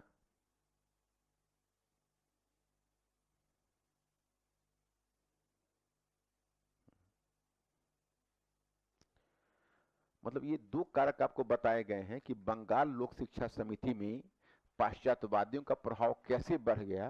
तो पाश्चात्यवादियों के बढ़ते हुए प्रभाव के दो कारण बताए गए, यही दो कारण आपको बताएंगे। पैराग्राफ चेंज करिए और लिखिए प्राच्य और पाश्चात्य विवाद क्या थे। प्राच्य और पाश्चात्य विवाद क्या थे। पैराग्राफ चेंज डालिए और डैश देकर पॉइंट फर्स्ट लिखिए। Point first. हाँ नहीं मैंने कहा हेडिंग दीजिए इसको। हाँ, पॉइंट नंबर 2 में हो गया आपका। अब हेडिंग दीजिए प्राच्य और माइनर हेडिंग, प्राच्य और पाश्चात्य विवाद क्या थे। प्राच्य और इसको कहते हैं orientalist Anglicist controversy. Orientalist Anglicist controversy. यहां पर देखिए प्राच्य और पाश्चात्य विवाद क्या थे और डैश दीजिए और डैश देकर पॉइंट फर्स्ट लिखिए शिक्षा का आधार क्या हो। हाँ हेडिंग फिर डैश दीजिए और फिर पॉइंट फर्स्ट बनाइए। देखो मैं रिपीट कर देता हूं, कंफ्यूजन दूर हो जाएगा। प्राच्य और पाश्चात्य विवाद क्या थे, ये भी आपका माइनर हेडिंग है। अब माइनर के अंदर फिर एक माइनर हेडिंग है, पॉइंट फर्स्ट करके 2 पॉइंट बनेगा। शिक्षा का आधार क्या हो और फिर पॉइंट 2 भी बनाइए शिक्षा का माध्यम क्या हो और दोनों में प्रश्न चिन्ह डाल दीजिए। शिक्षा का आधार क्या हो और शिक्षा का माध्यम, दूसरा पॉइंट 2 शिक्षा का माध्यम क्या हो। और तब फिर डालिएगा पैराग्राफ चेंगे पहले मुद्दे पर कोई महत्वपूर्ण विवाद नहीं था। पहले मुद्दे पर कोई महत्वपूर्ण विवाद नहीं था। कोई महत्वपूर्ण विवाद नहीं था।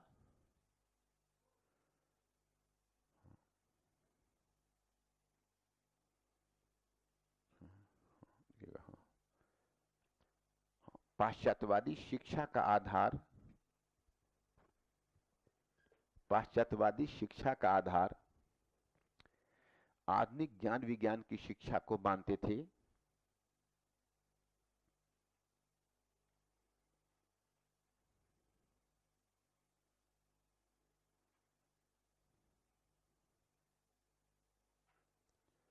मानते थे, देखिए हाँ, प्राच्यवादियों ने भी आधुनिक ज्ञान विज्ञान की शिक्षा के महत्व को स्वीकार कर लिया था। प्राच्यवादियों ने भी आधुनिक ज्ञान विज्ञान की शिक्षा, आधुनिक ज्ञान विज्ञान की शिक्षा के महत्व को स्वीकार कर लिया था।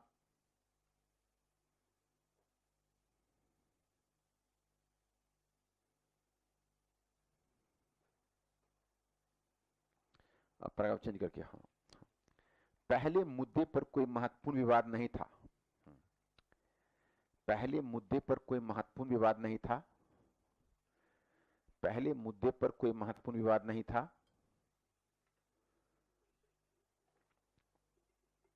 नहीं, पैराग्राफ चेंज करके लिखो, उसमें कुछ नहीं, मतलब टाइटल होता तो मैं बोलता ना आपको। पहले मुद्दे पर कोई, जैसे ऊपर हमने 2 पॉइंट दे दिया है, पहले मुद्दा क्या है, अब नीचे हम उसको मतलब दोनों मुद्दे को नीचे एक्सप्लेन कर रहे हैं, बस इतना ही। पर पहले मुद्दे पर कोई महत्वपूर्ण विवाद नहीं था, नहीं था। पाश्चात्यवादी शिक्षा का आधार, हाँ, पाश्चात्य शिक्षा का आधार आधुनिक ज्ञान विज्ञान की शिक्षा को मानते थे, हो गया। अब नेक्स्ट लिखिए, उसी में प्राच्यवादियों ने भी, ये भी हो गया। हाँ, अब पैराग्राफ चेंज कीजिए फिर, ये दोनों लाइन हो गया ना, पैराग्राफ चेंज। हाँ, देखिए, परंतु दूसरे मुद्दे पर, ये भी लिखा हुआ है, परंतु दूसरे मुद्दे पर अत्यधिक विवाद था। पैराग्राफ चेंज नहीं किया, कर लिया। हाँ, परंतु दूसरे मुद्दे पर अत्यधिक विवाद था, विवाद था। देखिए, पाश्चात्यवादियों का मानना था, पाश्चात्यवादियों का मानना था कि शिक्षा का माध्यम अंग्रेजी भाषा हो।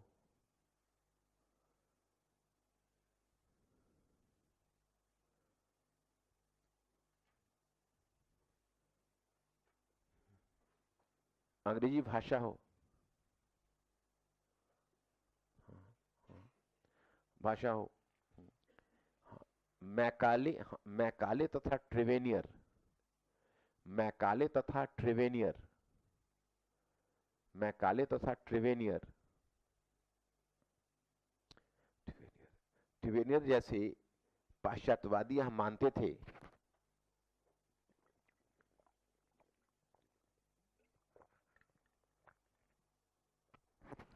ट्रिवेनियर जैसे पाश्चात्यवादी यह मानते थे कि अंग्रेजी भाषा ही, अंग्रेजी भाषा ही वैज्ञानिक शिक्षा का माध्यम हो सकता है। अंग्रेजी भाषा ही वैज्ञानिक शिक्षा का माध्यम हो सकता है,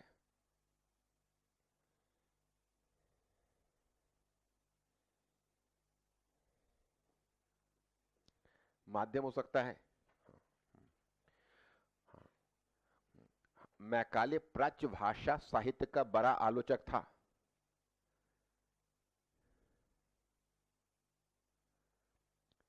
मैकाले प्राच्य भाषा साहित्य का बड़ा आलोचक था, आलोचक था।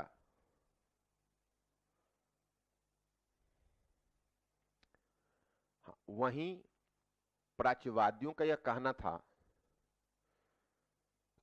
वहीं प्राच्यवादियों का यह कहना था, कहना था, कहना था कि अगर, प्राच्यवादियों का यह कहना था कि अगर,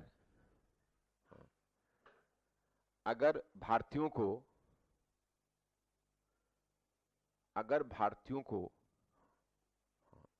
भारतीयों को क्लासिकल, क्लासिकल भारतीयों को क्लासिकल, हाँ, क्लासिकल साहित्य में, हाँ, हाँ, हाँ, क्लासिकल भाषा साहित्य में, सॉरी साहित्य नहीं, क्लासिकल भाषा में, हाँ, क्लासिकल भाषा में, हाँ, हाँ, शिक्षा नहीं दी जाएगी। हाँ, अगर भारतीयों को उनकी क्लासिकल भाषा कर दो, उनकी क्लासिकल भाषा में शिक्षा नहीं दी जाएगी, तो फिर वे पश्चिमी ज्ञान विज्ञान को स्वीकार नहीं करेंगे। वो पश्चिमी ज्ञान विज्ञान को स्वीकार नहीं करेंगे, ज्ञान विज्ञान को स्वीकार नहीं करेंगे। किंतु अंततः जीत पाश्चात्यवादियों की हुई,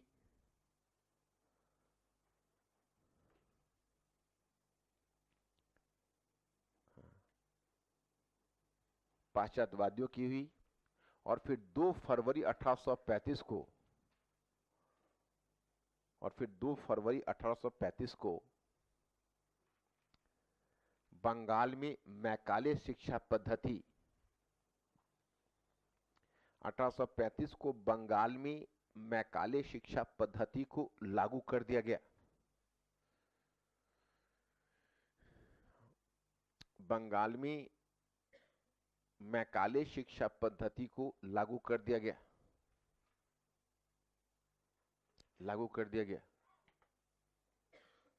अब वहीं पर आप उसको लिव करो और थोड़ा सा पैराग्राफ चेंज करिए और हेडिंग दीजिए, मैकाले शिक्षा पद्धति की विशेषताएं, छोटा सा माइनर हेडिंग है, मैकाले शिक्षा पद्धति की विशेषताएं।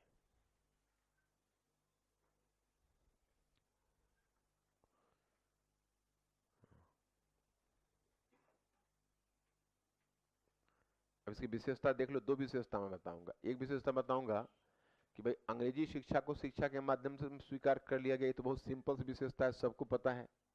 दूसरा बताऊंगा कि एक्चुअली देखो, अब आज की तारीख में जब आज की गवर्नमेंट ने सर्व शिक्षा अभियान स्टार्ट किया 2001 में और अभी 2018 है, तभी भी 100% लिटरेसी पर हम लोग नहीं पहुंच पाए। अब होता क्या है कि 80% आवंटन गवर्नमेंट का होता है, 20% राज्य सरकार का है। राज्य सरकार वो भी 20% देने के लिए तैयार नहीं होती है। और फिर जो केंद्र सरकार भी देती है उसमें कितना मिसयूज होता है और क्या होता है। और राज्य सरकार केंद्र सरकार से इसलिए चिढ़ी रहती है कि उसमें हमारा भी फंड लगता है और सारा प्रचार ये खुद ले जाता है ना। जैसे ममता बनर्जी वाले में हुआ ना कि मोदी का जो फोटो जो लगा हुआ था आयुष्मान क्या स्वास्थ्य, तो उस पर क्या है कि उसी प्रकार से होता है। तो अब प्रॉब्लम ये हुआ कि आज जब हमारी सरकार इतना फंड आवंटन कर रही है, तब तो देख रहे हो देसी भाषा का विकास नहीं हो पा रहा। और अंग्रेजी भाषा में, क्योंकि ब्रिटिश का 52% फंड लगता था डिफेंस में और बाकी चीजों में, तो सोशल सेक्टर में तो उनका निवेश बहुत कम था, और भी अंग्रेजी शिक्षा और इतनी बड़ी जनसंख्या को, समझ रहे हो कि नहीं। तो उन्होंने क्या किया था, एक डाउनवर्ड फिल्ट्रेशन थ्योरी दी। फिल्ट्रेशन थ्योरी में क्या था कि मुट्ठी भर लोग अंग्रेजी भाषा के माध्यम से पश्चिमी ज्ञान विज्ञान की शिक्षा प्राप्त करेंगे, और तब वो भारतीय भाषा के माध्यम से वह पश्चिमी ज्ञान विज्ञान की जो शिक्षा है वह जनसामान्य तक पहुंचाएंगे। तो अब समझ सकते हो कि जिनको पश्चिमी ज्ञान विज्ञान की शिक्षा मिल जाएगी, वो जनसामान्य से क्या मतलब रखेंगे, फिर वो तो ब्राउन साहब बन जाएंगे व्हाइट साहब के बदले। तो इस तरह से क्या हुआ कि शिक्षा, उनका कहना था विप्रवेशन का मतलब है डाउनवर्ड फिल्ट्रेशन थ्योरी, कि जब मुट्ठी भर भारतीय जब अंग्रेजी भाषा के माध्यम से शिक्षा प्राप्त करेंगे तो ऊपर से शिक्षा छन छन कर नीचे तक आएगी, है ना, और शिक्षा का विकास होगा। तो उसी को विप्रवेशन का सिद्धांत कहते हैं। कई बार पीटी में पूछ देता है कि डाउनवर्ड फिल्ट्रेशन थ्योरी किस क्षेत्र में अपनाया गया है ना, यह है शिक्षा का क्षेत्र। तो आप लिखिएगा, हाँ, पॉइंट फर्स्ट, भारत में शिक्षा के माध्यम के रूप में अंग्रेजी को स्वीकार किया जाना। भारत में शिक्षा के माध्यम के रूप में अंग्रेजी को स्वीकार किया जाना,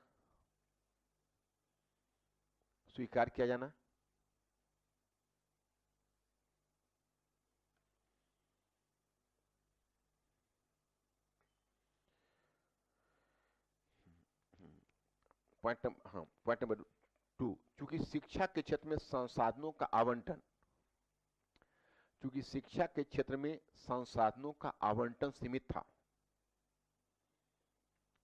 क्योंकि शिक्षा के क्षेत्र में संसाधनों का आवंटन सीमित था, संसाधनों का आवंटन सीमित था।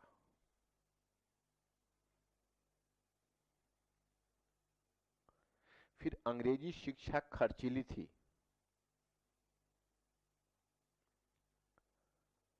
फिर अंग्रेजी शिक्षा खर्चीली थी, इसलिए यह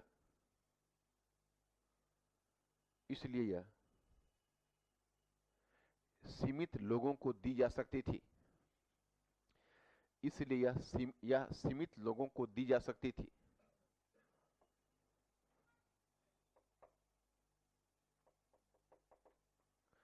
सीमित लोगों को दी जा सकती थी।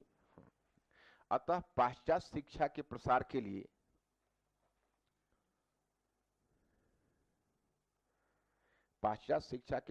के लिए विप्रवेशन के सिद्धांत, पाश्चात्य शिक्षा के प्रसार के लिए विप्रवेशन के सिद्धांत को स्वीकार किया गया।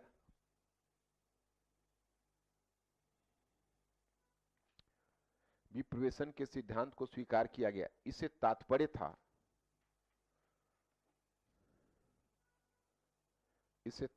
था कि पहले मुट्ठी भर लोग अंग्रेजी भाषा के माध्यम से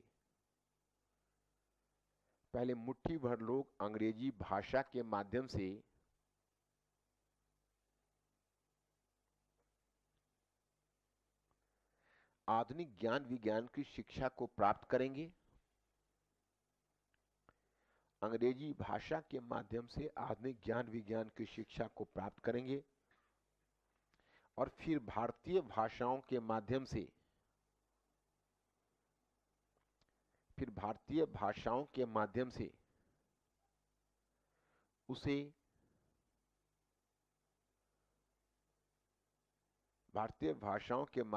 उसे जनसामान्य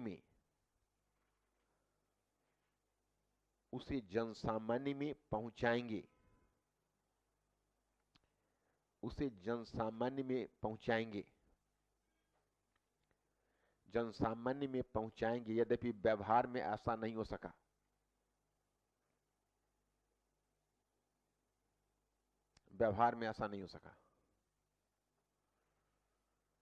ये तो मैंने आपको समझाया हुआ है।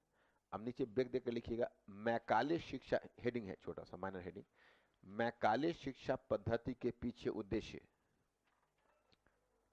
मैकाले शिक्षा पद्धति के पीछे उद्देश्य।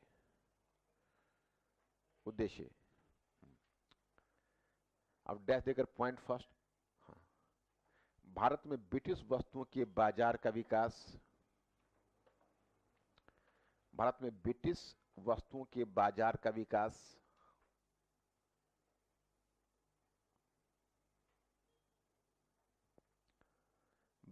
विकास, पॉइंट नंबर 2, निम्न प्रशासनिक पदों पर भारतीयों की नियुक्ति को प्रोत्साहन। निम्न प्रशासनिक पदों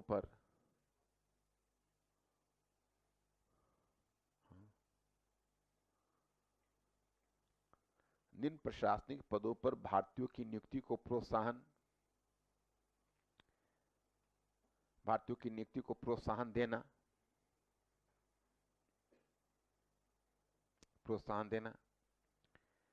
पॉइंट नंबर 3, अंग्रेजी शिक्षा के माध्यम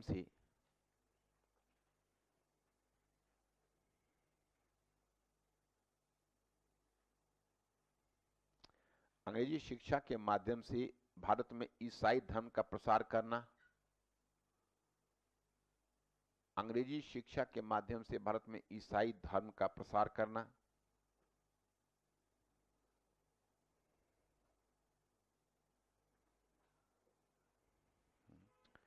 पॉइंट नंबर 4, अंग्रेजी शिक्षा प्राप्त करने वाले भारतीय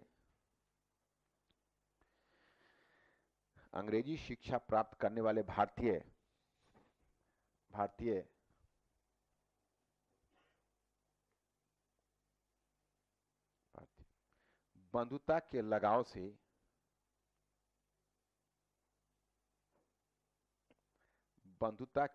से ब्रिटिश के साथ जुड़ जाते। बंधुता के लगाव से ब्रिटिश के साथ जुड़ जाते।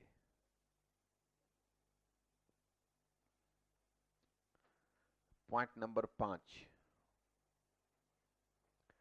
कुछ ब्रिटिश चिंतकों का मानना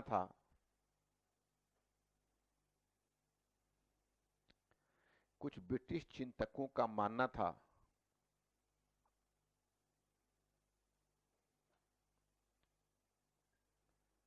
कि अगर भारत और दक्षिण अफ्रीका जैसे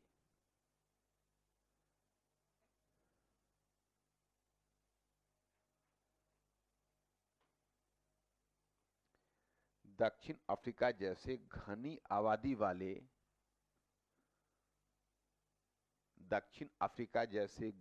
आबादी वाले देशों में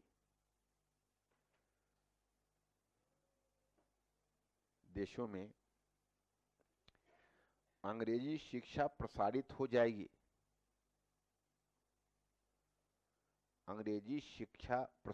जाएगी,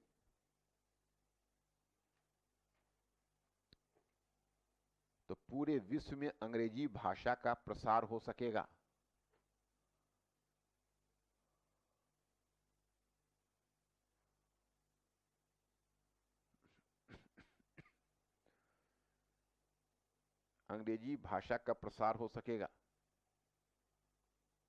तो मैं समझा चुका हूं तुम लोग को। अब मैं 5 मिनट टाइम दोगे तो सीमाएं और उसका ये है वो खत्म हो जाएगा, तो कोई दिक्कत तो नहीं। कल क्यों कहीं जाना है क्या? टेस्ट कितने बजे से है? बस 5 मिनट का टाइम है, लो ना, 5 मिनट में छोड़ दूंगा।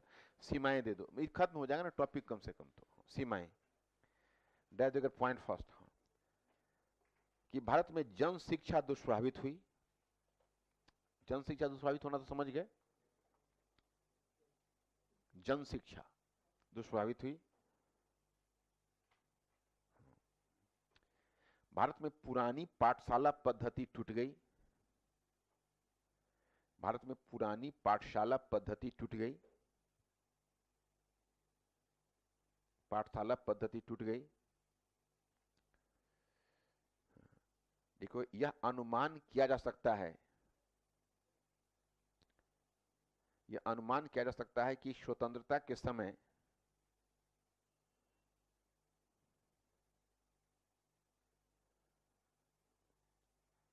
समय भारत की साक्षरता दर मात्र 16% थी।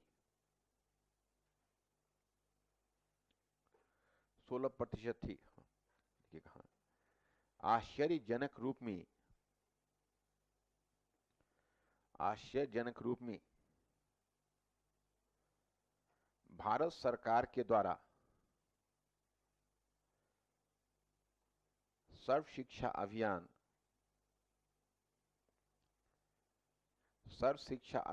और शिक्षा के अधिकार को लागू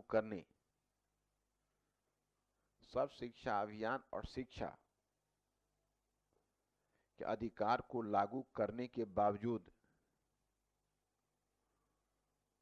बावजूद भी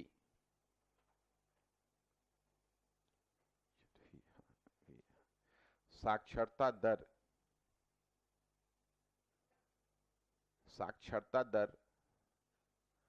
72% से अधिक नहीं हो पाई।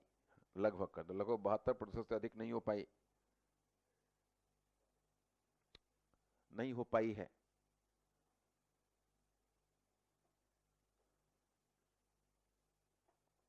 अब पॉइंट 2 दो, इसने भारत में सामाजिक विभाजन को प्रोत्साहन दिया। पॉइंट 2, इसने भारत में सामाजिक विभाजन को प्रोत्साहन दिया,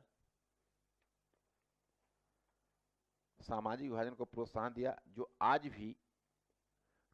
भी इंडिया और भारत के विभाजन के रूप में देखा जा सकता है। जो आज भी इंडिया और भारत दोनों में सिंगल इन्वर्टेड कॉमा में ले लो और डिसाइड कर लो तुम लोग इंडिया में हो कि भारत में हो। आज भी इंडिया और भारत के विभाजन के रूप में देखा जा सकता है। समझे दोनों का मतलब ना। हमेशा तुम लोगों को शिकायत रहती है कहीं अंग्रेजी माध्यम में फेवर तो नहीं कर रहा है। अगर अंग्रेजी होता ही नहीं, एक ही भाषा सबकी होती, तो क्यों प्रॉब्लम उठता आज? क्या तो हुआ? पॉइंट थर्ड, सभी प्रकार के मौलिक विचार, सभी प्रकार के मौलिक विचार ब्रिटेन में विकसित होते, सभी प्रकार के मौलिक विचार ब्रिटेन में विकसित होते, ब्रिटेन में विकसित होते, भारत में उनकी केवल नकल की जाती, भारत में उनकी केवल नकल की जाती, नकल की जाती।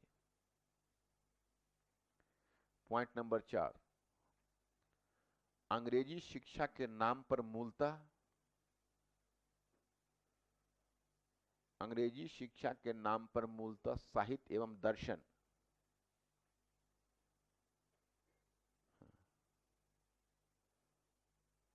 साहित्य एवं दर्शन की शिक्षा पर बल दिया गया, साहित्य एवं दर्शन की शिक्षा पर बल दिया गया, जबकि ज्ञान विज्ञान की शिक्षा का तिरस्कार किया गया, जबकि ज्ञान विज्ञान की शिक्षा का बहिष्कार, हाँ, तिरस्कार किया गया, शिक्षा का तिरस्कार किया गया। मैंने दावा तो किया था हम ज्ञान विज्ञान की शिक्षा देंगे, लेकिन ज्ञान विज्ञान की शिक्षा उन्होंने दी नहीं, बल्कि ज्ञान विज्ञान की शिक्षा का तिरस्कार किया गया व्यवहार में। बस 2 पॉइंट है, वो है सकारात्मक प्रभाव, 2 लिख लो फिर हो जाएगा। देखो सकारात्मक प्रभाव, सकारात्मक प्रभाव, अब डैश देकर पॉइंट फर्स्ट लिखो, मुट्ठी भर लोग ही सही, हाँ, हाँ, मुट्ठी भर, मुट्ठी भर लोग ही सही, लोग ही सही, परंतु अंग्रेजी शिक्षा के माध्यम से, परंतु अंग्रेजी शिक्षा के माध्यम से वे, अंग्रेजी शिक्षा के माध्यम से वे पश्चिमी राष्ट्रवाद से परिचित हो सके,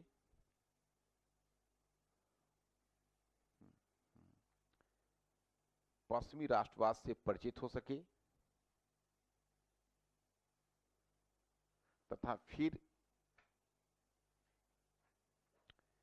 हाँ, फिर उन्होंने राष्ट्रवाद की चेतना को बल प्रदान किया, फिर उन्होंने राष्ट्रवाद की चेतना को बल प्रदान किया।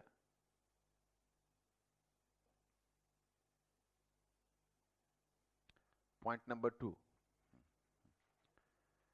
1990 के दशक में, 1990 के दशक में कंप्यूटर सॉफ्टवेयर के क्षेत्र में, 1990 के दशक में कंप्यूटर सॉफ्टवेयर के क्षेत्र में, कंप्यूटर सॉफ्टवेयर के क्षेत्र में भारत को जो सफलता मिली,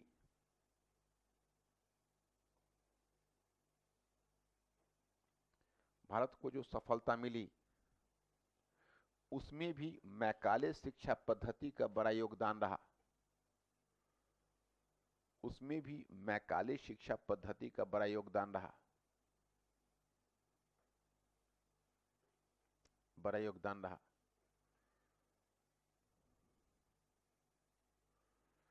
अब देखो, अब इसमें तुम लोग देख लेना, इसको तुम लोग को जो पूछना है कल डिस्कस कर लेंगे। अब कुछ तुम लोग लेट हो रहे हो तो जाओ, और थोड़ा सा कल मैं तुम लोगों को थोड़ा सा, ये मेरी बात पर गौर करना, फिर थोड़ा सा 2 मिनट, कल थोड़ा हम 15 मिनट आप लोगों को डिले कर रहे हैं। आप लोग 8:15 में आइएगा, 15 मिनट फिर टेस्ट ही होगा आप लोगों का, तो 8:30 से कल प्रैक्टिकली, कल एक्चुअली शिवरात्रि है, थोड़ा सा सुबह मुझे मंदिर जाना होता है, तो फिर लेट हो जाएंगे, है ना। तो आप 8:15 में, कल आप लोग 8:15 आ रहे हैं, और फिर टेस्ट दे के 8:30 में क्लास, 8:30 में लेकिन पक्का क्लास शुरू हो जाएगा, है ना। देख लें, हाँ। कल मिलते हैं आप लोग।